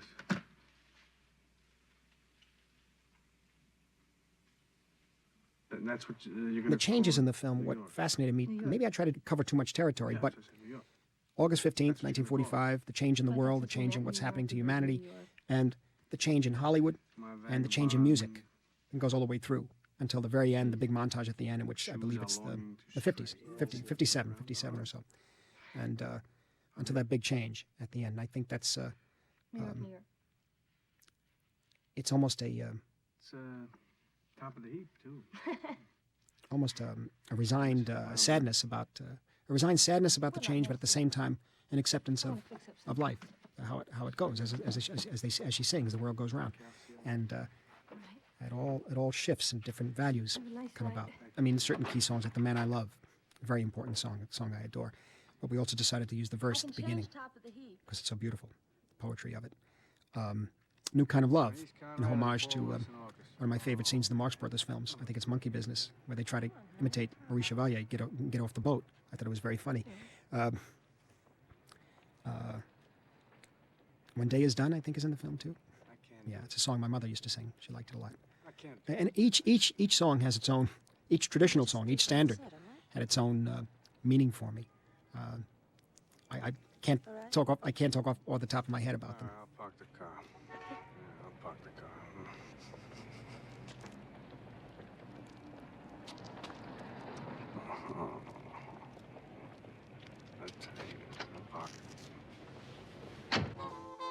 Note the dazzling set, one of Boris Levin's simplest and most memorable, neon red bathing everyone in the colors of passion and blood.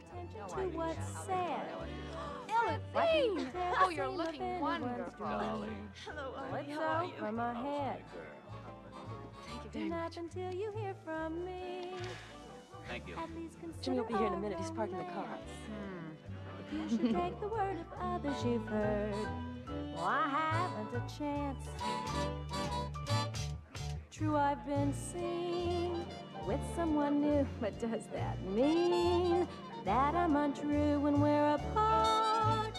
The words in my heart reveal how I feel about you. Some kiss may cloud my memory. Lazo and I worked together specifically in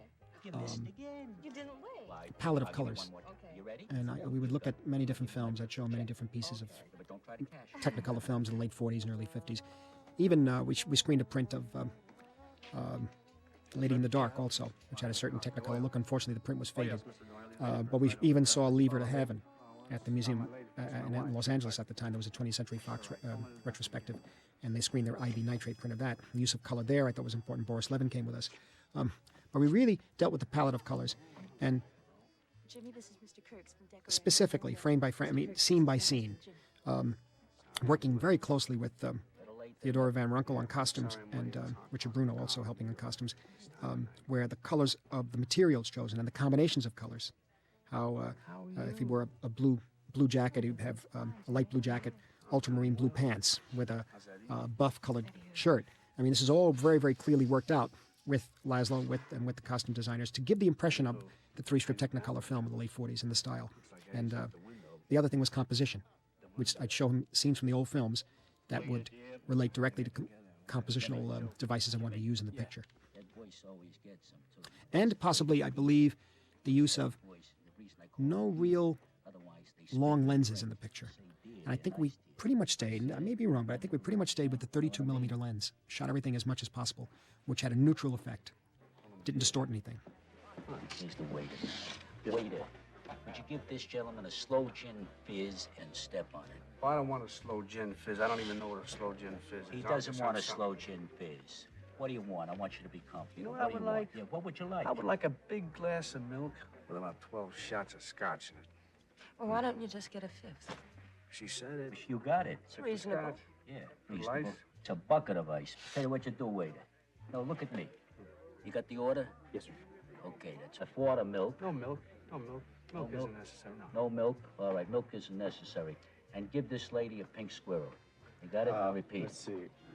That's a slow gin fizz. No, forget the slow gin I'll fizz. have that. She'll have the slow gin fizz. Slow gin fizz is on again. That is a slow gin fizz. You're smart. Come on. That's What? a slow gin A fizz. slow gin fizz. A quart of milk. No, I said forget the milk. Slow gin fizz, quart of scotch. Quart of scotch. Right, a fifth a bucket of scotch. of Right, ice. a bucket of ice, right. And you, sir? No, zip for me.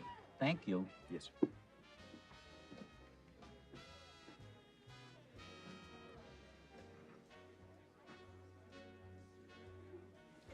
Hey, Jimmy, for a minute, can I grab your ears? Listen, I heard a lot of nice things about you. Your wife tells me when you had the band, you used to blow the roof off. Look, man, can I tell you something? I'll be straight with you. I want you to be. I don't want to be here. I don't want to listen to this music. I don't like this joint. I don't Jim. give a damn, man, for any of that stuff. Let's go, come on. Hold it, Jimmy, for a second. Nothing else, we can get a tan here. Come on, let's go. The whole place stinks. Let's go. You're hurting me. I'm sorry if I'm hurting. If you came with me, I wouldn't have to hurt you. Let's go. Jimmy, you gotta relax, man. No. No. I don't want to go. You want to stay? Somebody will take me home. I can get a ride home. So love me tonight. Tomorrow was made for some. What's the matter with you? Tomorrow may never come. For all we know. Forget about it, darling. A few hours from now, it's all forgotten about. You'll be home and so. Thank you, ladies and gentlemen. We're going to take a short intermission here, and the band will be back. Thank you.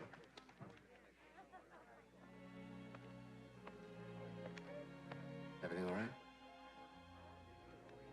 Yeah.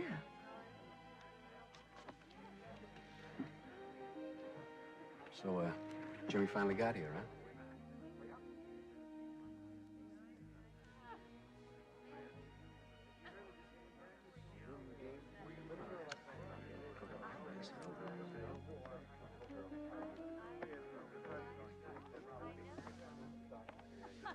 Hey, Jimmy. Hey, Paul, how you doing? Give me a hand.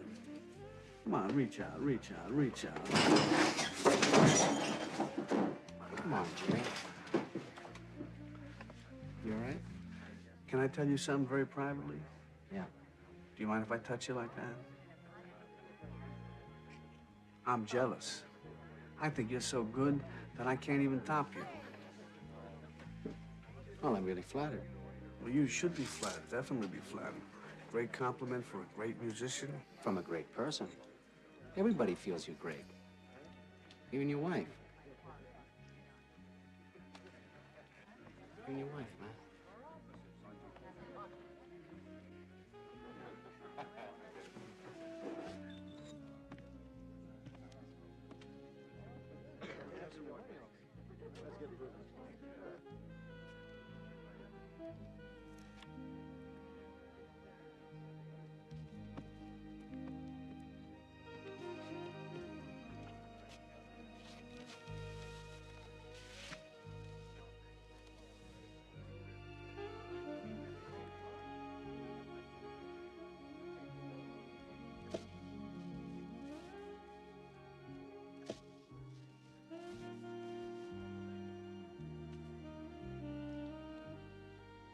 The costumes, between the color palette that we had worked on in devising designs of color for each scene in the film, we also designed the color of what the people should look like.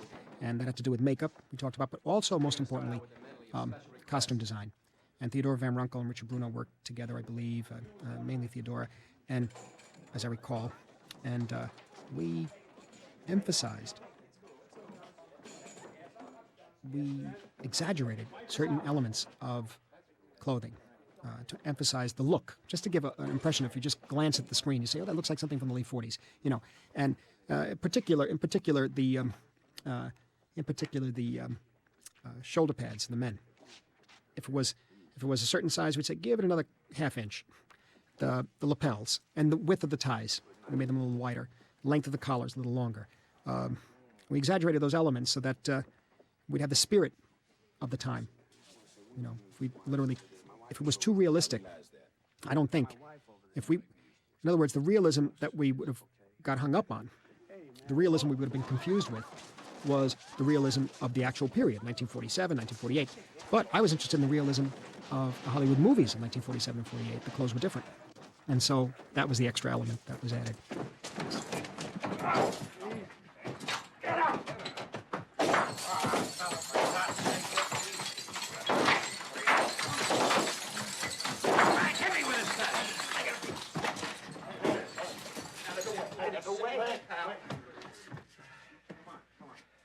Okay. Don't you guys know how to talk?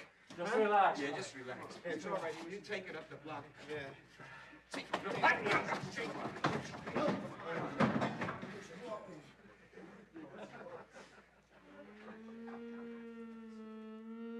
Bob and I we really improvise a lot and go off in a corner and talk. But she became part of the group, and we pointed out to her in the very beginning that the relationship between De Niro and me was and still is a very private, trusting relationship, and we might appear to be,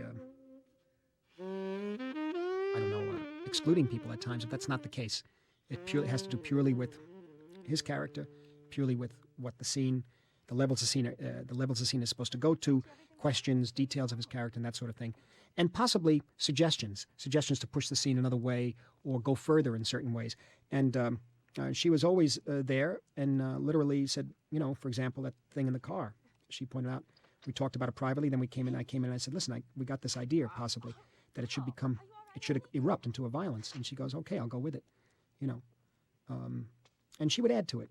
She would add and jump in once we were set on doing something, because it was a matter of, I worked very closely with him on the picture at the time. I'm really sorry about last night. I don't know, I was trying to figure it out. I'm sorry.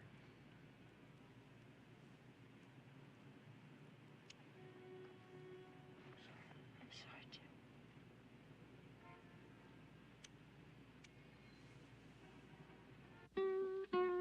In the film, at this point, I'd hoped to kind of increase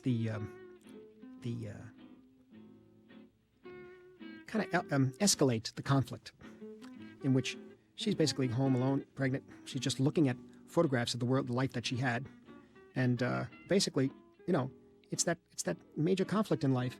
It's that business of if you want to get involved in a life like this, it's very difficult to raise a family. It's very difficult to bring a child into the world and to give the attention to the child. And you find very often in certain relationships, the women are the ones who go under, in a way, artistically, because they gotta, I don't know. It depends on each relationship, but very often it's like they're not allowed to work or something. They got to take care of the kid.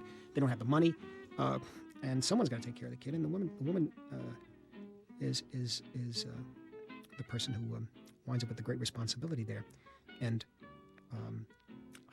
I felt that she was feeling that at the moment as a character. She was feeling the desperation and not being able to express herself. Did I make a mistake? Should we have gotten married in the first place? And if we did, should we have had this child? And that sort of thing. And it makes her do something which is not usually in her character. It makes her provoke the situation. And in the hopes, I think, of settling everything once and for all. And if it was not going to work, then for God's sakes, it's not going to work. Let's break up. And I think that sequence is very clear, and that wasn't improvised. I mean, the dialogue was improvised, but the actual elements were there in the original script, and it was kind of nice. And that's why I used the Django Reinhardt music there, because that was the music that is the key to me, that had me, that inspired me to make the movie. And the moment where she's looking in the mirror is the moment where she realizes she has to provoke. I don't think she knows it. I don't think she can articulate it. But she says, the hell with it, I'm going up there.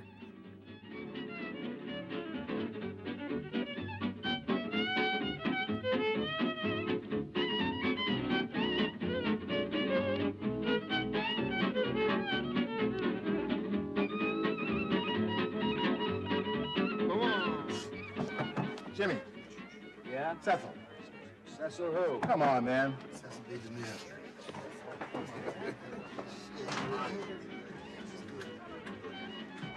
Hey, got your lady out here, man. This is serious. We got your sister in here, man. Come on, man.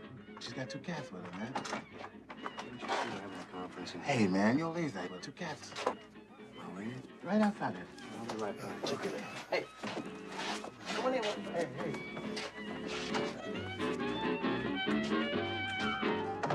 A record deal or something? Yeah. I wanted you to meet him before I did anything. Yeah, sure, all right. Now, why'd you bring him here? Like I told you, he couldn't reach you on the phone. He's got to leave tomorrow. No. Like... Have a seat. Thanks. You on a break? No, not really, but I got a few minutes. Good, we can talk then. Have a seat. Sure. Jimmy, you remember Artie Kirk's Decca Records? Decca Records. I know the label very well. He wants to sign it. What? He wants to sign her. To where? On a label. To a record contract. Oh, yeah? Oh, yeah. Great. That's great. Great. You think so? Sure. It's great. Well, one of the reasons that I wanted us all to meet tonight was I could ask you if Excuse you me, approved darling. of everything. Listen, if there's any problems, that's what I'm here for. I want to solve I never them. said there was any problem. Can't work out. Everything's fine. And everything's fine. No, not everything isn't quite fine. I would like to know what we're all talking about. Right. You mean the deal? Yeah, exactly. It's logical. As a matter of fact, when I heard her, I said, that's it. Absolutely sensational. This is it. Fantastic. A smash. And I'm telling you, from my mouth, this is it. And this isn't just for one shot. There's a couple of things I'm not really comfortable with, and one is the traveling, the promotional tour, promoting. Is that the a record. problem? I don't know if I want to You travel. gotta travel? Yeah, that's not. And what about the baby and all that? Yeah, exactly. There's nothing we can't handle. There's no problem come up that we can't solve. Let's hear what they have to say. Sure, but I'm just emphasizing your All right, statements, let me hear okay? it. Like putting an exclamation mark. Very after good, very everything. good, Tony. Go ahead, darling. What about the kid? Oh, the baby. Listen, you're gonna get it first class. Number one, I'm gonna get you the best nurse. I'll get you a car. I'll treat the kid like it's my own kid. All you gotta do is sing. Everything Please will believe be me. in the contract. They'll pay for everything. Yeah, but I'm just emphasizing what you All just right, said. I know you All right. emphasized twice already. They know. Is I it think all at that same time, I was starting to make my own. It was my fourth major movie, and I don't know. I was dealing with the same themes in my own life, I would think. Sounds good. It's up there. And I think the key one was certainly, besides the And everything all right? relationship between Jimmy and Francine, and the competitiveness and the concept of two creative people being in love together and finding that extremely difficult. As I said, at that time, I don't think I could articulate that. I knew that that's what it was, but I couldn't articulate it. But what I could articulate is Jimmy trying to be, quote, an artist, unquote, in what is a commercial world. And I think that's what I was doing in my own films in Hollywood. And to this day, I have that struggle where I am, for better or for worse, the only films I really want to make are in the American narrative tradition, which means I deal with certain things. And one of the biggest things you deal with is the box office. And how much can I get away with? And I believe that's what Jimmy comes out of. I think that's what Jimmy's his main thrust is, to be as much of an artist as possible. You know?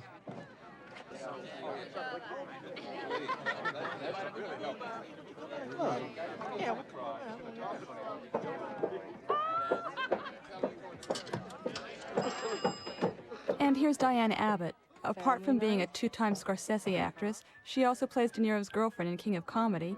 She was in real life Mrs. De Niro. Every honeybee fills with jealousy when they see you out with me. I don't blame them, goodness knows. Honeysuckle rose. When you're passing by, flowers droop and sigh, and I know the reason why. You're much sweeter, goodness knows. Honeysuckle rose.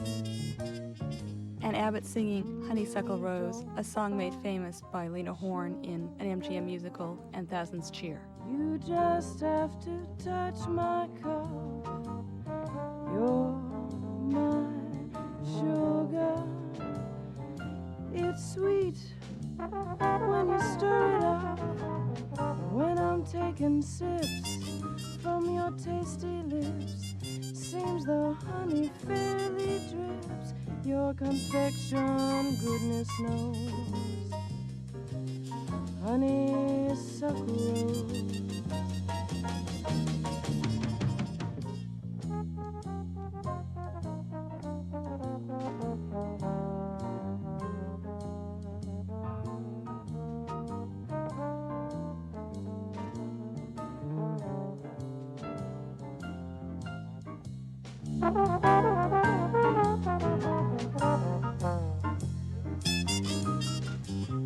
Yeah, this looks better. This looks thick, sweet, you know. Got any other colors? Well, we've got one with a whole lot of colors. I'll try that. Okay, that's okay. I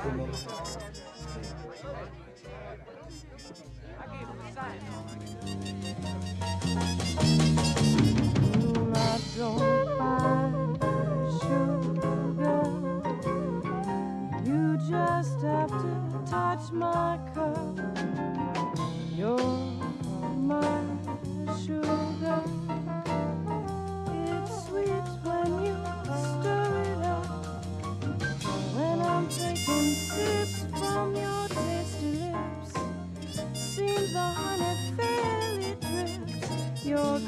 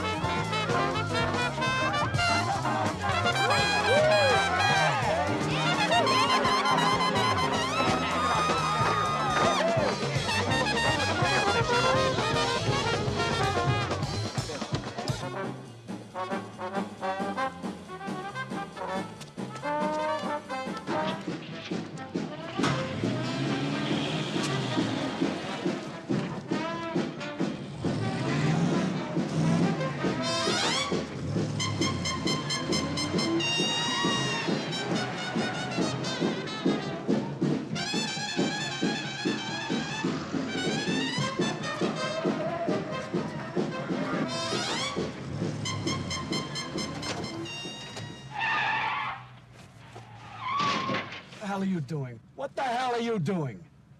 Once again, Scorsese's chosen battlefield for Francine and Jimmy is the car. Who's driving? Who's being driven? Is Jimmy Francine's chauffeur, or is he in control of the fight?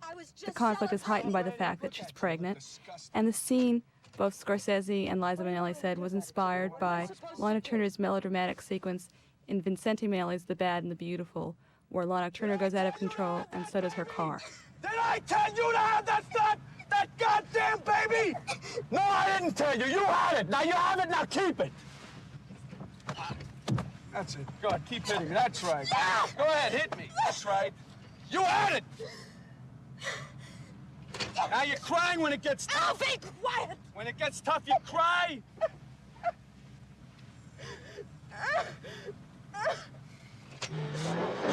Get it. I'm not going through this. Okay, you said it. You want that. Not what I want. It's the way it is. It is too what you want. It is not what I want. It's something else. You're scared? You're scared? What about me, for Christ's sakes? What are you scared about? You got everything, man. I'm the one that's scared.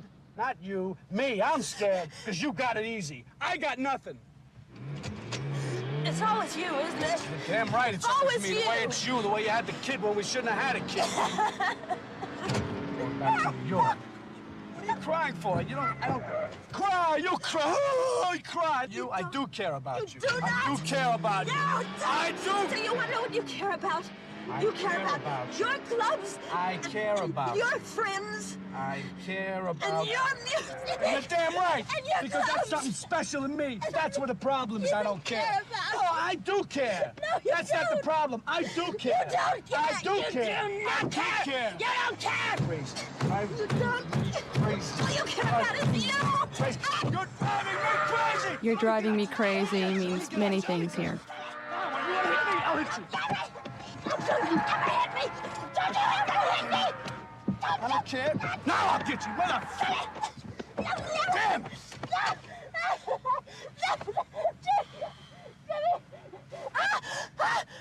Jimmy! What? Jimmy! The baby! The baby, Jimmy!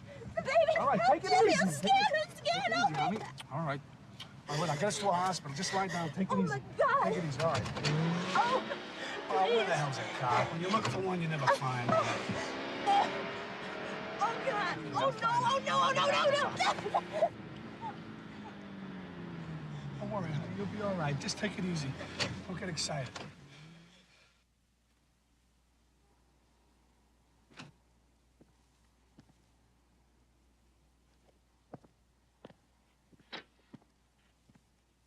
How you doing?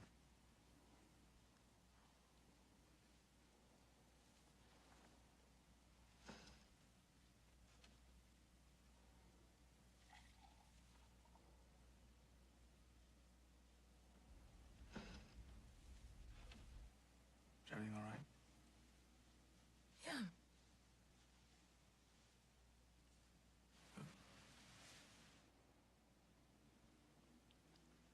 Did you see him? Who? Baby. Oh, the baby. It's a him? Yeah.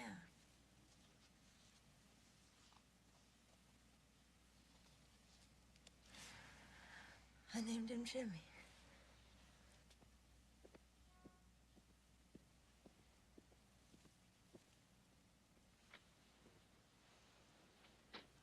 You named him Jimmy?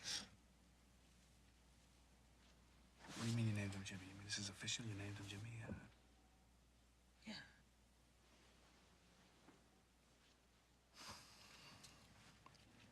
There's one thing I want to tell you that you're wrong for doing. You should have let me decide on what the name was with you instead of just giving the kid a name right away. I mean, I am the father, and if I am the father, no matter what the situation, you should at least let me do that. That's the least that you can let me do. And maybe I don't want to see the kid for that reason. Once again, Francine's unilateral decision to name the baby makes Jimmy feel superfluous. Jimmy Sr. can't see his namesake because if he looks, he'll stay. Give that name, let that kid run around. After everything that's happened with us, have to give the kid the name Jimmy. No way.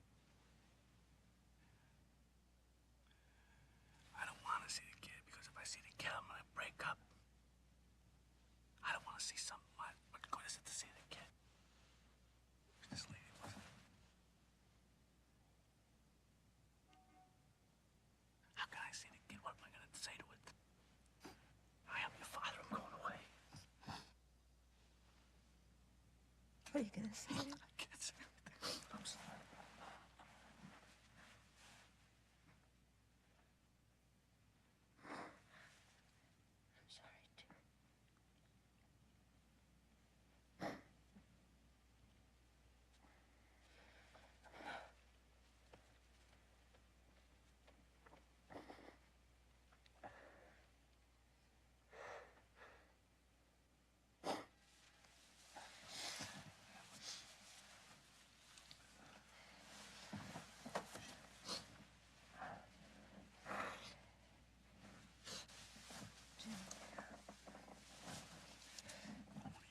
It's the only one that I have. That's why.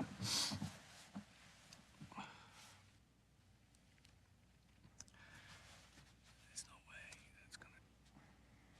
I love you. But it's not. All right, I'm just gonna. I'll see you later.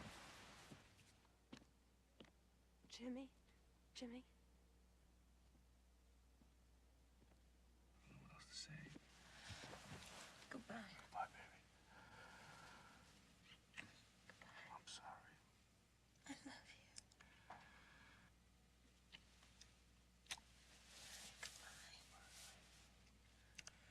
That's no must.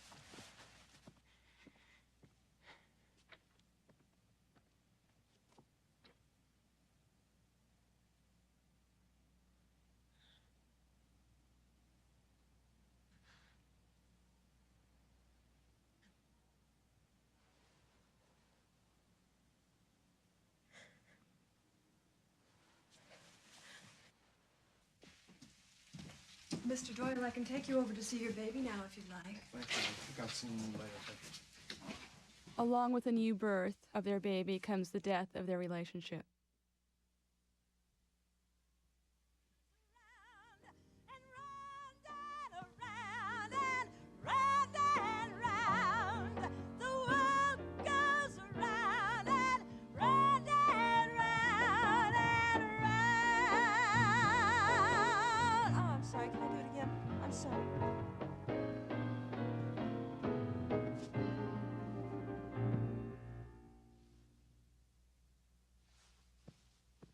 Okay, here we go. Stand by.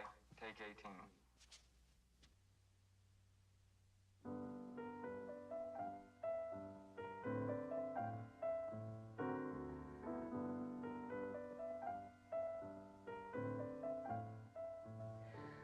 Sometimes you're happy and sometimes you're sad, but the world goes round.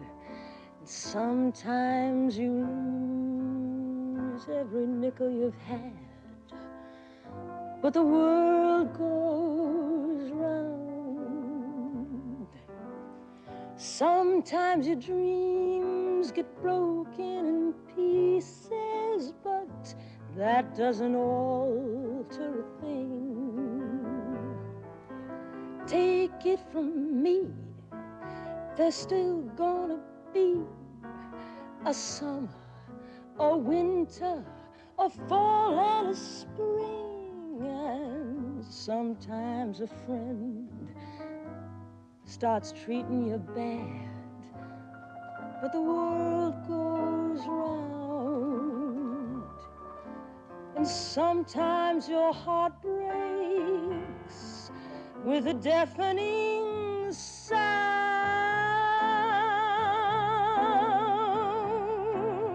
Somebody loses, somebody wins.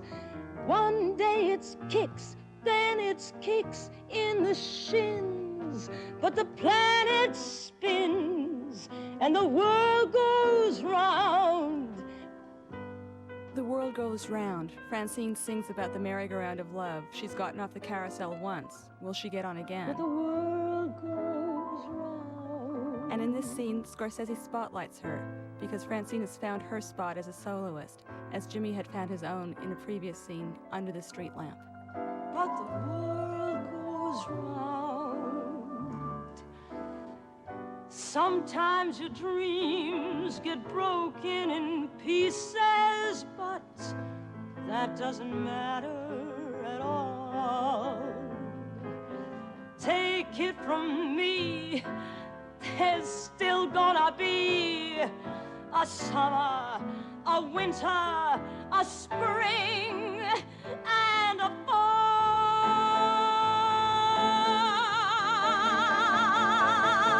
And sometimes a friend starts treating you bad, but the world goes round.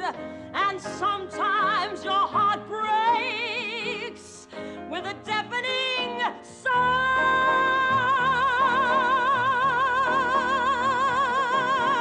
Somebody loses and somebody wins. That one day it's kicks, then it's kicks in the shins.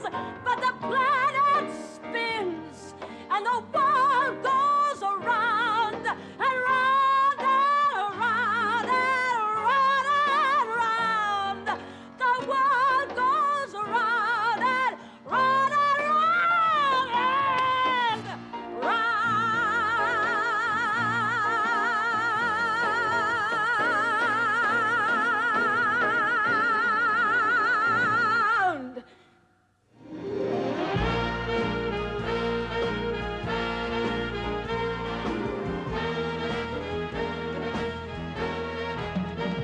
And the world goes round for Hollywood's great technical artists as well. Hairdresser Sneak Wheeleroff had done the coiffs for Minnelli's mother, Judy Garland, and now he's doing Liza's coiffs here. Oh, look. Just a minute, please. Hold the photograph. She's very, very nervous.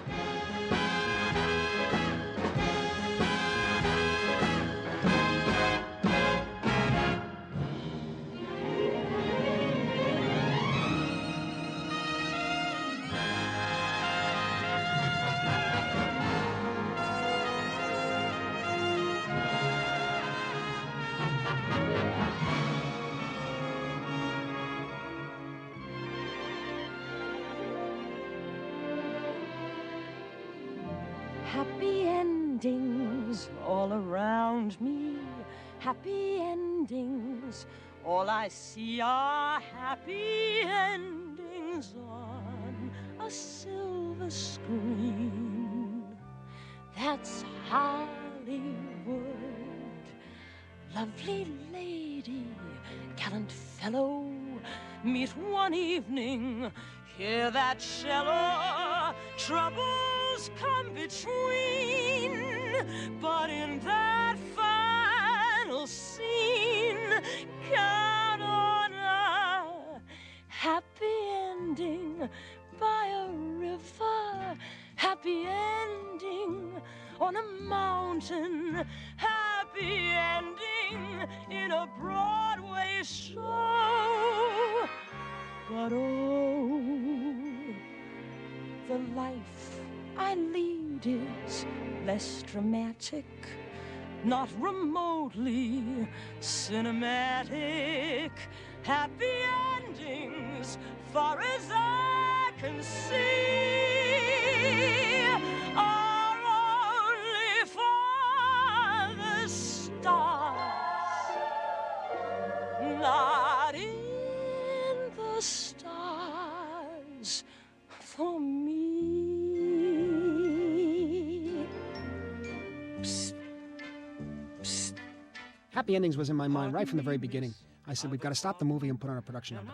But because of the nature of the story, it had to come near the end of the film. And so we thought, well, I think it'll work, you know. And so what we did, the first 10 days of shooting was shoot happy endings. And it was a wonderful experience. It was really created by Kander and Ebb. In a way, I told them what I wanted. And we studied Born in a Trunk and a few other, like the Girl Hunt Ballet and I think Limehouse Blues and a number of other things Minnelli did like that. There's another very famous one. I forget. Oh, Singing in the Rain, of course. Got a Song, Got a Dance, Broadway melody. How the whole movie stops and you go off and become something else, and then you come back into the film. And I love that sense of freedom, and really would give us a great chance to do something. Production design would look a certain way, and really be a lot of fun, and the music would be wonderful. And between Boris Levin and Kander and Ebb, we came up with some really wonderful stuff, I thought. But then I changed the style of the shooting. I started, as I said earlier, improvising to the point where I wasn't quite sure where we were going in the next scene. the specifics of it, the specifics of the scene. In other words, we knew, for example, that Jimmy and Francine had to break up. We knew that. But what the stages were, we weren't quite sure anymore. And what eventually happened was that I wound up shooting the film for almost 100 days. And in the editing, we were up against a very short release date.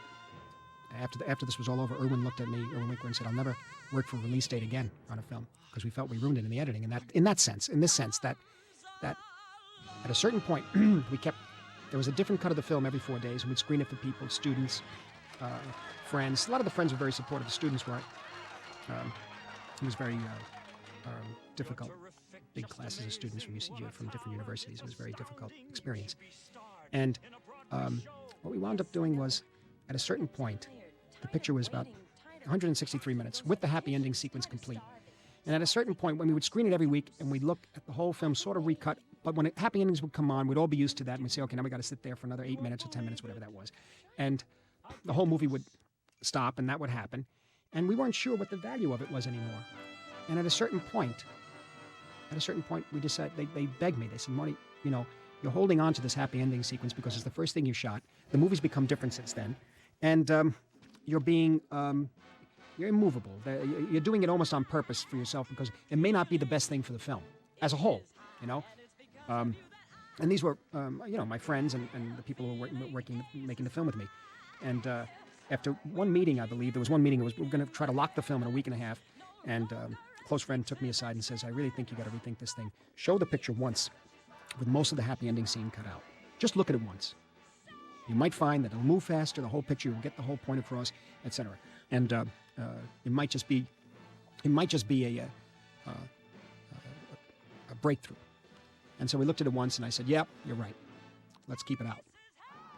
And I think it was mainly because we were so tired, and because it was presented to me, in my mind, it was maybe I was just being stubborn. Maybe I wasn't thinking about the best thing for the whole movie. What was the best thing for the whole film? And so we cut it out. But that's the only thing that was really cut out of the picture. Now, when the film was released, it didn't do well. So on its second run, United Artists asked me. They didn't do it. They asked me. They called me and asked, "Marty, maybe you can just shorten the picture for its second run for us. And maybe you could do that because there were some sequences in contention that could come out. And so that we can maybe make back some money because the film had gone way over budget." And so for the second run, I figured, well, the people, I don't know. I was very depressed about it. And I said, all right, let's drop the sequence in the Up Club and the Neon Club, that is. And inadvertently, I also dropped the whole reason why I made the movie, the Django Reinhardt song. That was inadvertent. Her eyes looking in the mirror, all of that gone. And I was working on something else at the time. And that was it. So the film was then cut down to 136 minutes, I guess, for its second run, though. So in other words, when it played at the Ziegfeld in New York and other places, the Cinerama Dome in LA, it was the complete version with 2/3 of the happy ending sequence cut out.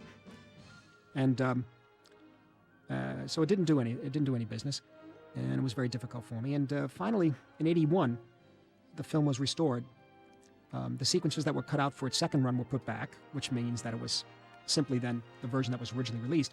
But we went one step further, put back the rest of the happy ending sequence, and in a funny way, it seemed that the happy ending sequence satisfied the audience's need for a happy ending. In a way. It was almost as if you had it in the dream, and at the end, you go back to the reality, and he walks away, and she walks away. They don't show up for the date. And that was kind of an interesting thing. But people who did not like the film, reviewers when it came out, re-reviewed it and liked it now. Liked it then in '81. One also has to understand the period in which the film was made. It was 1977, and Marcia Lucas was the main editor on the film with me, George Lucas's wife at the time. And she was on the weekend going up to work on Star Wars. And we opened Star Wars, I think, opened a week before we did. And the whole industry changed. The industry changed. The outlook on film changed. The entire audience changed. Everything changed. The country changed. And the story's told faster. The story of Star Wars is told faster, of course. And it's based in myth. It's based in stories that go back to the beginning of time. And you have very clear cut good forces and bad forces. It has a certain spiritual level that everybody could really tap into. And it began a technological change that had begun with 2001, but it became very clear that audiences almost wanted to become part of the film in a fantasy world, in a way, and behave in the film as if one would behave almost like when I saw the rough cut. I told George it's going to be really great because even though I didn't see the blue screen, the scenes where they're fighting, the scenes where they're shooting each other in spaceships, I said it's almost like an arcade game, and it has the same energy for it. The audience can almost participate in this, and the special effects are so beautiful and so much fun. You know, it's such an enjoyable movie. I said it's going to be great, and it began a whole new way of looking at films, and it changed the audience too. I mean, I think the big money makers up to that time were pictures like, of course, Gone with the Wind, and then Godfather, and Jaws, I think, 75, and Sound of Music, and pictures like that. Then suddenly Star Wars, and then Close Encounters, and many other films are quite beautiful films, but they changed the kind of films that people in Hollywood wanted to make too. So you had lots of descendants of that style, so to speak, and it reached its peak in the 80s, where it was very difficult to even get a film made, the kind of film I wanted to make. I mean, I was able to, let's say, with After Hours, but I had to make it for shoestring budget. But in any event, everything had changed, and so in '81, when they wanted to put it back together, as Irwin said, well, what have we got to lose, you know? And so it opens a second time, and we'll see what happens. What also helped then was that the song was extraordinary. I mean, the music that Kander and Ebb, the original music they put in, was so beautiful, and especially New York, New York, and The World Goes Round, and but especially New York, New York. It's such a great. We knew it on the set when the playback music came on and we heard it. Everybody looked at each other and said, "This is a great song. This is going to be very popular." But of course, the film didn't do any money, didn't do any business. The song was not even nominated for an Academy Award. I think that year the song, I may be wrong, but the song from The Omen won, and you know, good of its kind for the kind of picture it is. But it was a very different thing from New York, New York, and I think possibly Frank Sinatra's recording of New York, New York helped set the mind of the audience to see this picture again. And 77 to 81, was that 5 years or so, 6 years? I think maybe when the film was re-released in '81, the initial need for films, the initial need of an audience for films that were in the tradition of Star Wars had dissipated somewhat, and they could see the picture for what it was, what we were trying to do.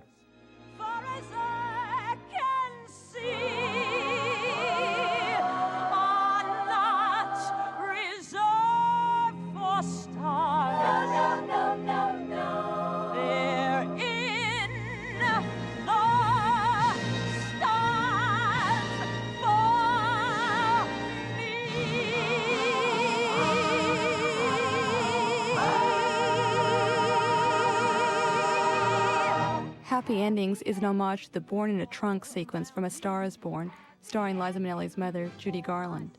In New York, New York, it recapitulates the entire movie. We see a young woman, a man trying to pick her up, her resisting him, very much like Francine and Jimmy in the early sequence of New York, New York. Later, the man, Donald, who turns out to be a Broadway producer, helps build Peggy Smith up, but leaves her because he doesn't want to be Mr. Peggy Smith. Scorsese also uses this sequence to show how movies resolve tensions that often remain unresolved in real life. Peggy Smith is a movie usherette who wails that happy endings are for the stars, but not in the stars for her. Yet she's played by Francine Evans, who knows that happy endings aren't in the stars for her in her real life.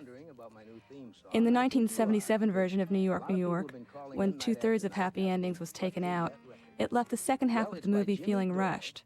Once restored in 1981, it balanced the film and gave it a fourth movement that sums up the plot in the same way that the overture of Jimmy and Francine courting each other introduced the movie. New York, New York.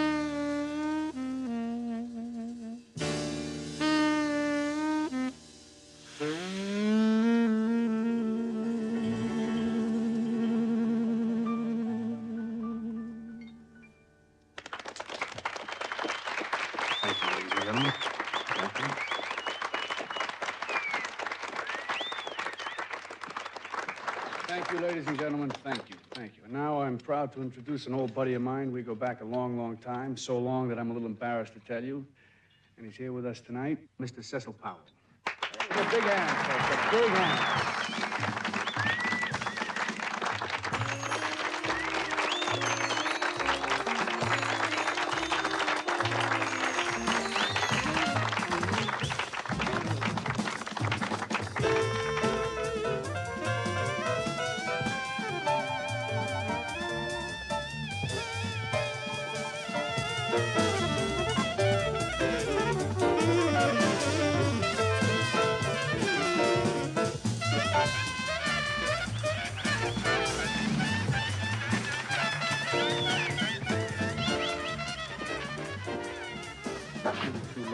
Great. Oh, thank you very much. Terrific. You loved it. This for that, I'll get you a drink. Thank you. Thank you. Give them ginger ale. Anything they want. Okay, that guy's credit. Nah, forget it, man. I might as well use that for wallpaper. Okay, just like I figured. Okay.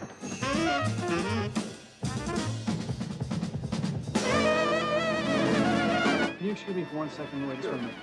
Be right. John Kander and Fred Ebb, Hello, honey. Listen. I want you to make a reservation. their ability to work within a personality and create material, for someone like Liza and other people that they worked for, is a great asset. I mean, as I said, New York, happy endings. The idea came from me to stop the movie and put a big production number in the middle of it or at the end of it. But they came up with the story. They came up with the songs. They came up with the lyrics. We played around with the story a little bit, but between them and, of course, Boris Levin's production design, they gave one of the great major contributions to the film. And other pieces of music, like The World Goes Round and, of course, New York, what can I say? So, and it was very difficult to make that... No, that wasn't difficult to make the shift to their music at the end, because that's what Francine becomes. That's what it becomes. But the only sound she could have would be their sound. For me, in this particular film. It couldn't be anyone else.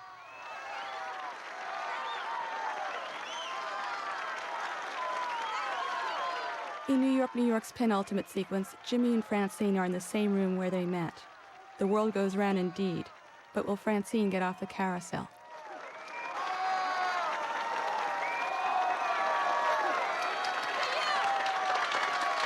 Oh, you're so wonderful. Thank you so much. Thank you for coming here. I'd like to sing a song now. It was written by a friend of mine who is a great believer in major chords. Francine, too, recapitulates the theme of major chords, the major chords that Jimmy Doyle will not see realized in his personal life.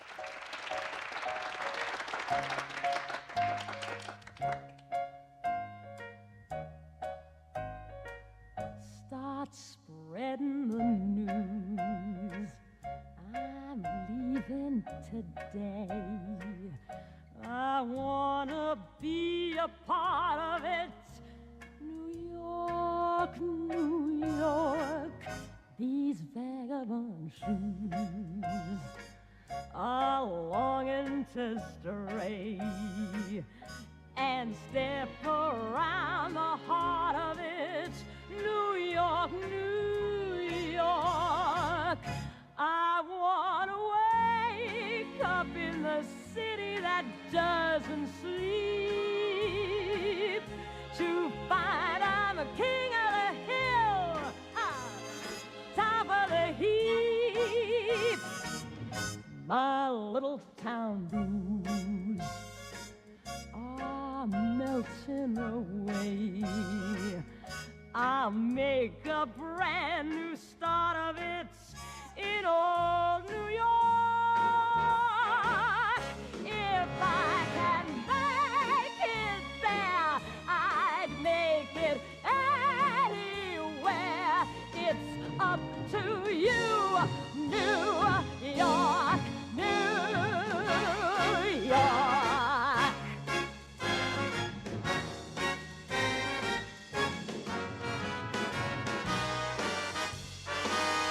New York, New York,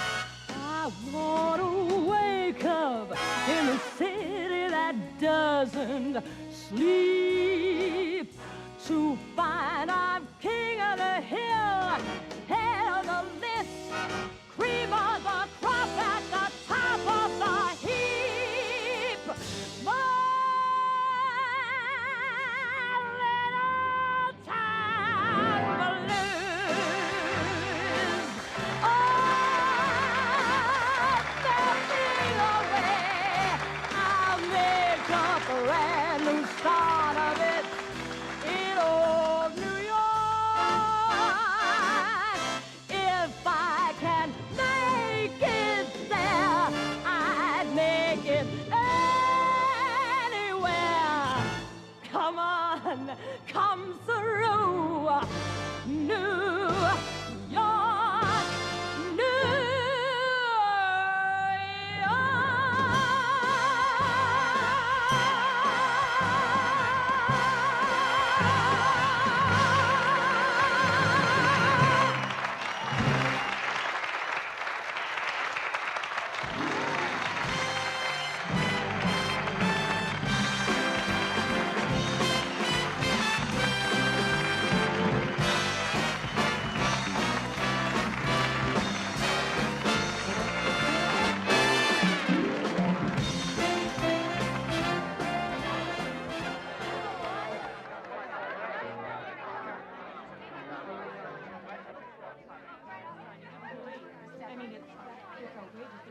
I've also made an appointment for Jimmy for the inoculation, and Fuller is outside.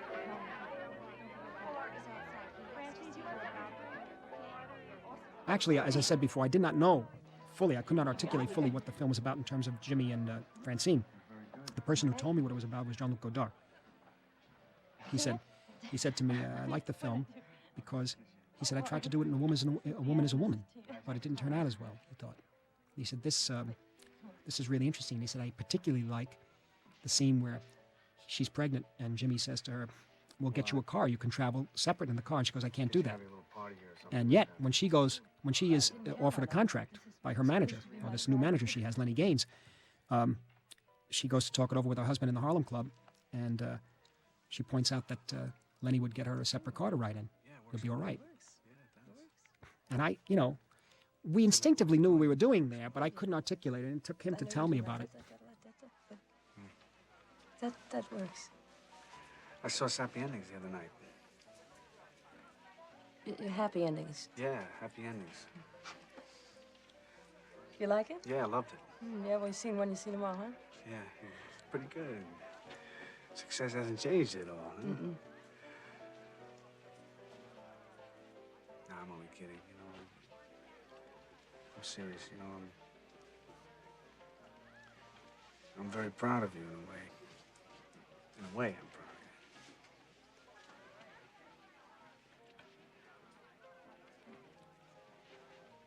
you. Well, I'm gonna go. Are you gonna say goodbye to the kid on the way out?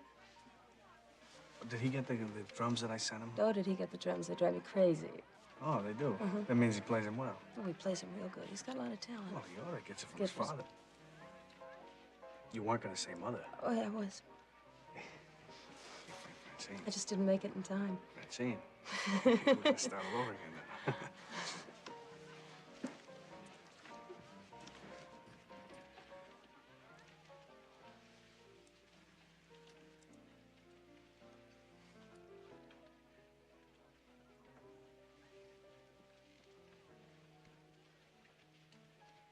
Well, I guess I better go. So long.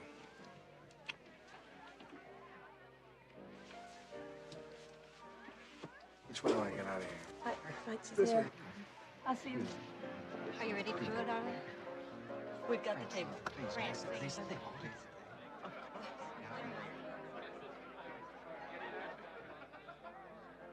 how you doing? How are you? Aren't you gonna give your father a kiss?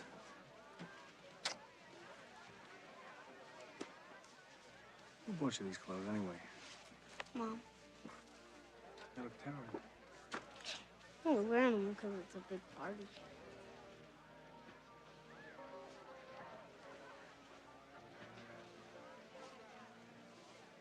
Who do you think you look like, me or your mother? You. Me? Try not to look like girls.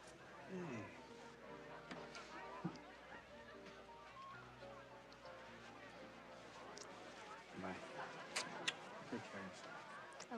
Okay?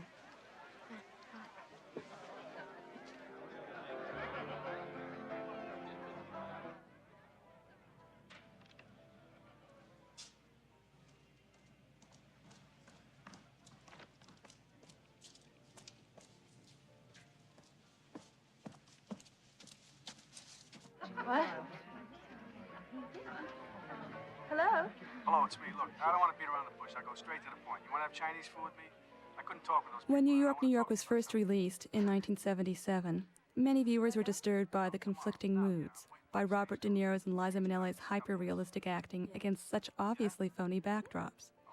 Yet at the same time in art, when realist painters such as Chuck Close and Alex Katz positioned their realistic figures against artificial grounds, most thought that this juxtaposition served to make the figures emerge more profoundly, which is what Scorsese intended. Similarly, at the time, few noted that this movie was itself a tribute to and criticism of Hollywood musicals, and that it was perhaps an unconscious, precocious work of what we called postmodernism, a self-reflexive mode of art that took previous works of art and commented on them, a movement that swept the art and literary worlds around 1980 and would also produce such musicals as Pennies from Heaven. The movie was ahead of its time in other ways as well. It engaged with the emerging issues of two career couples, with the divided loyalties of a career woman and mother.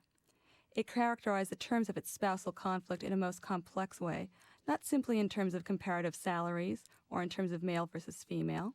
Its conflict was that of a mainstream artist versus a vanguard artist, a struggle perilously close to the filmmaker's own personal dilemma.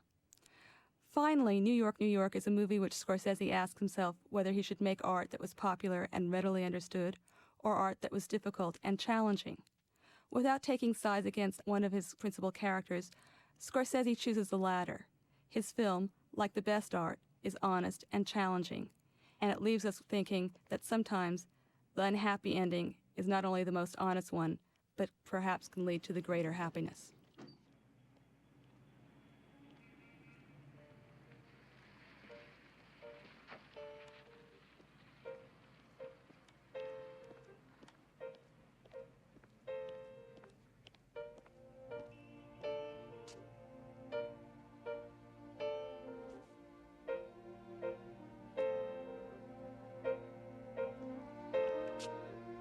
The shoes. It begins and ends with the shoes, doesn't it? Yeah. The shoes are important to me. They remind me of Harry Lime's shoes in The Third Man. And it's that signature that I guess I was going for. In the first image of the shoes, and I believe that the first image of the shoes might have been, I think, in Earl Rauch's original script. But I knew that those brown and white shoes at the beginning, the picture had to end. It had to become a circular, had to have an arc that went back to the beginning, but the shoes at the end are more, not necessarily conservative, but they're less flashy. He's matured. He's gone into I think he's also reached some sort of peace with himself in his work, and that ties into the song which she sings, "The World Goes Round," which pulls everything together in the film, and I think gives her the courage to deal with her emotions, and him too, and that was an important song for the picture, actually, "The World Goes Round," because of that. It somehow pulled everything together for us. I really like the look of the picture, and I love what the actors do. And looking back, I say to myself many times, I said, if I had worked on the improvisations the same way as we worked on the improvisations, for example, in the scene where they're rehearsing the band, and got each scene down to that lean quality and very precise behavior, I think I would enjoy it more, and I'd say it's more successful. But I don't think I could have done that at that time. That's looking back on it now. And I don't think I could have made Raging Bull without having done what we did in this film to try to find its way. I am most satisfied with the look and the actors of the picture at this time when I look at it again. And specifically the happy endings and all the musical sequences. I really like those.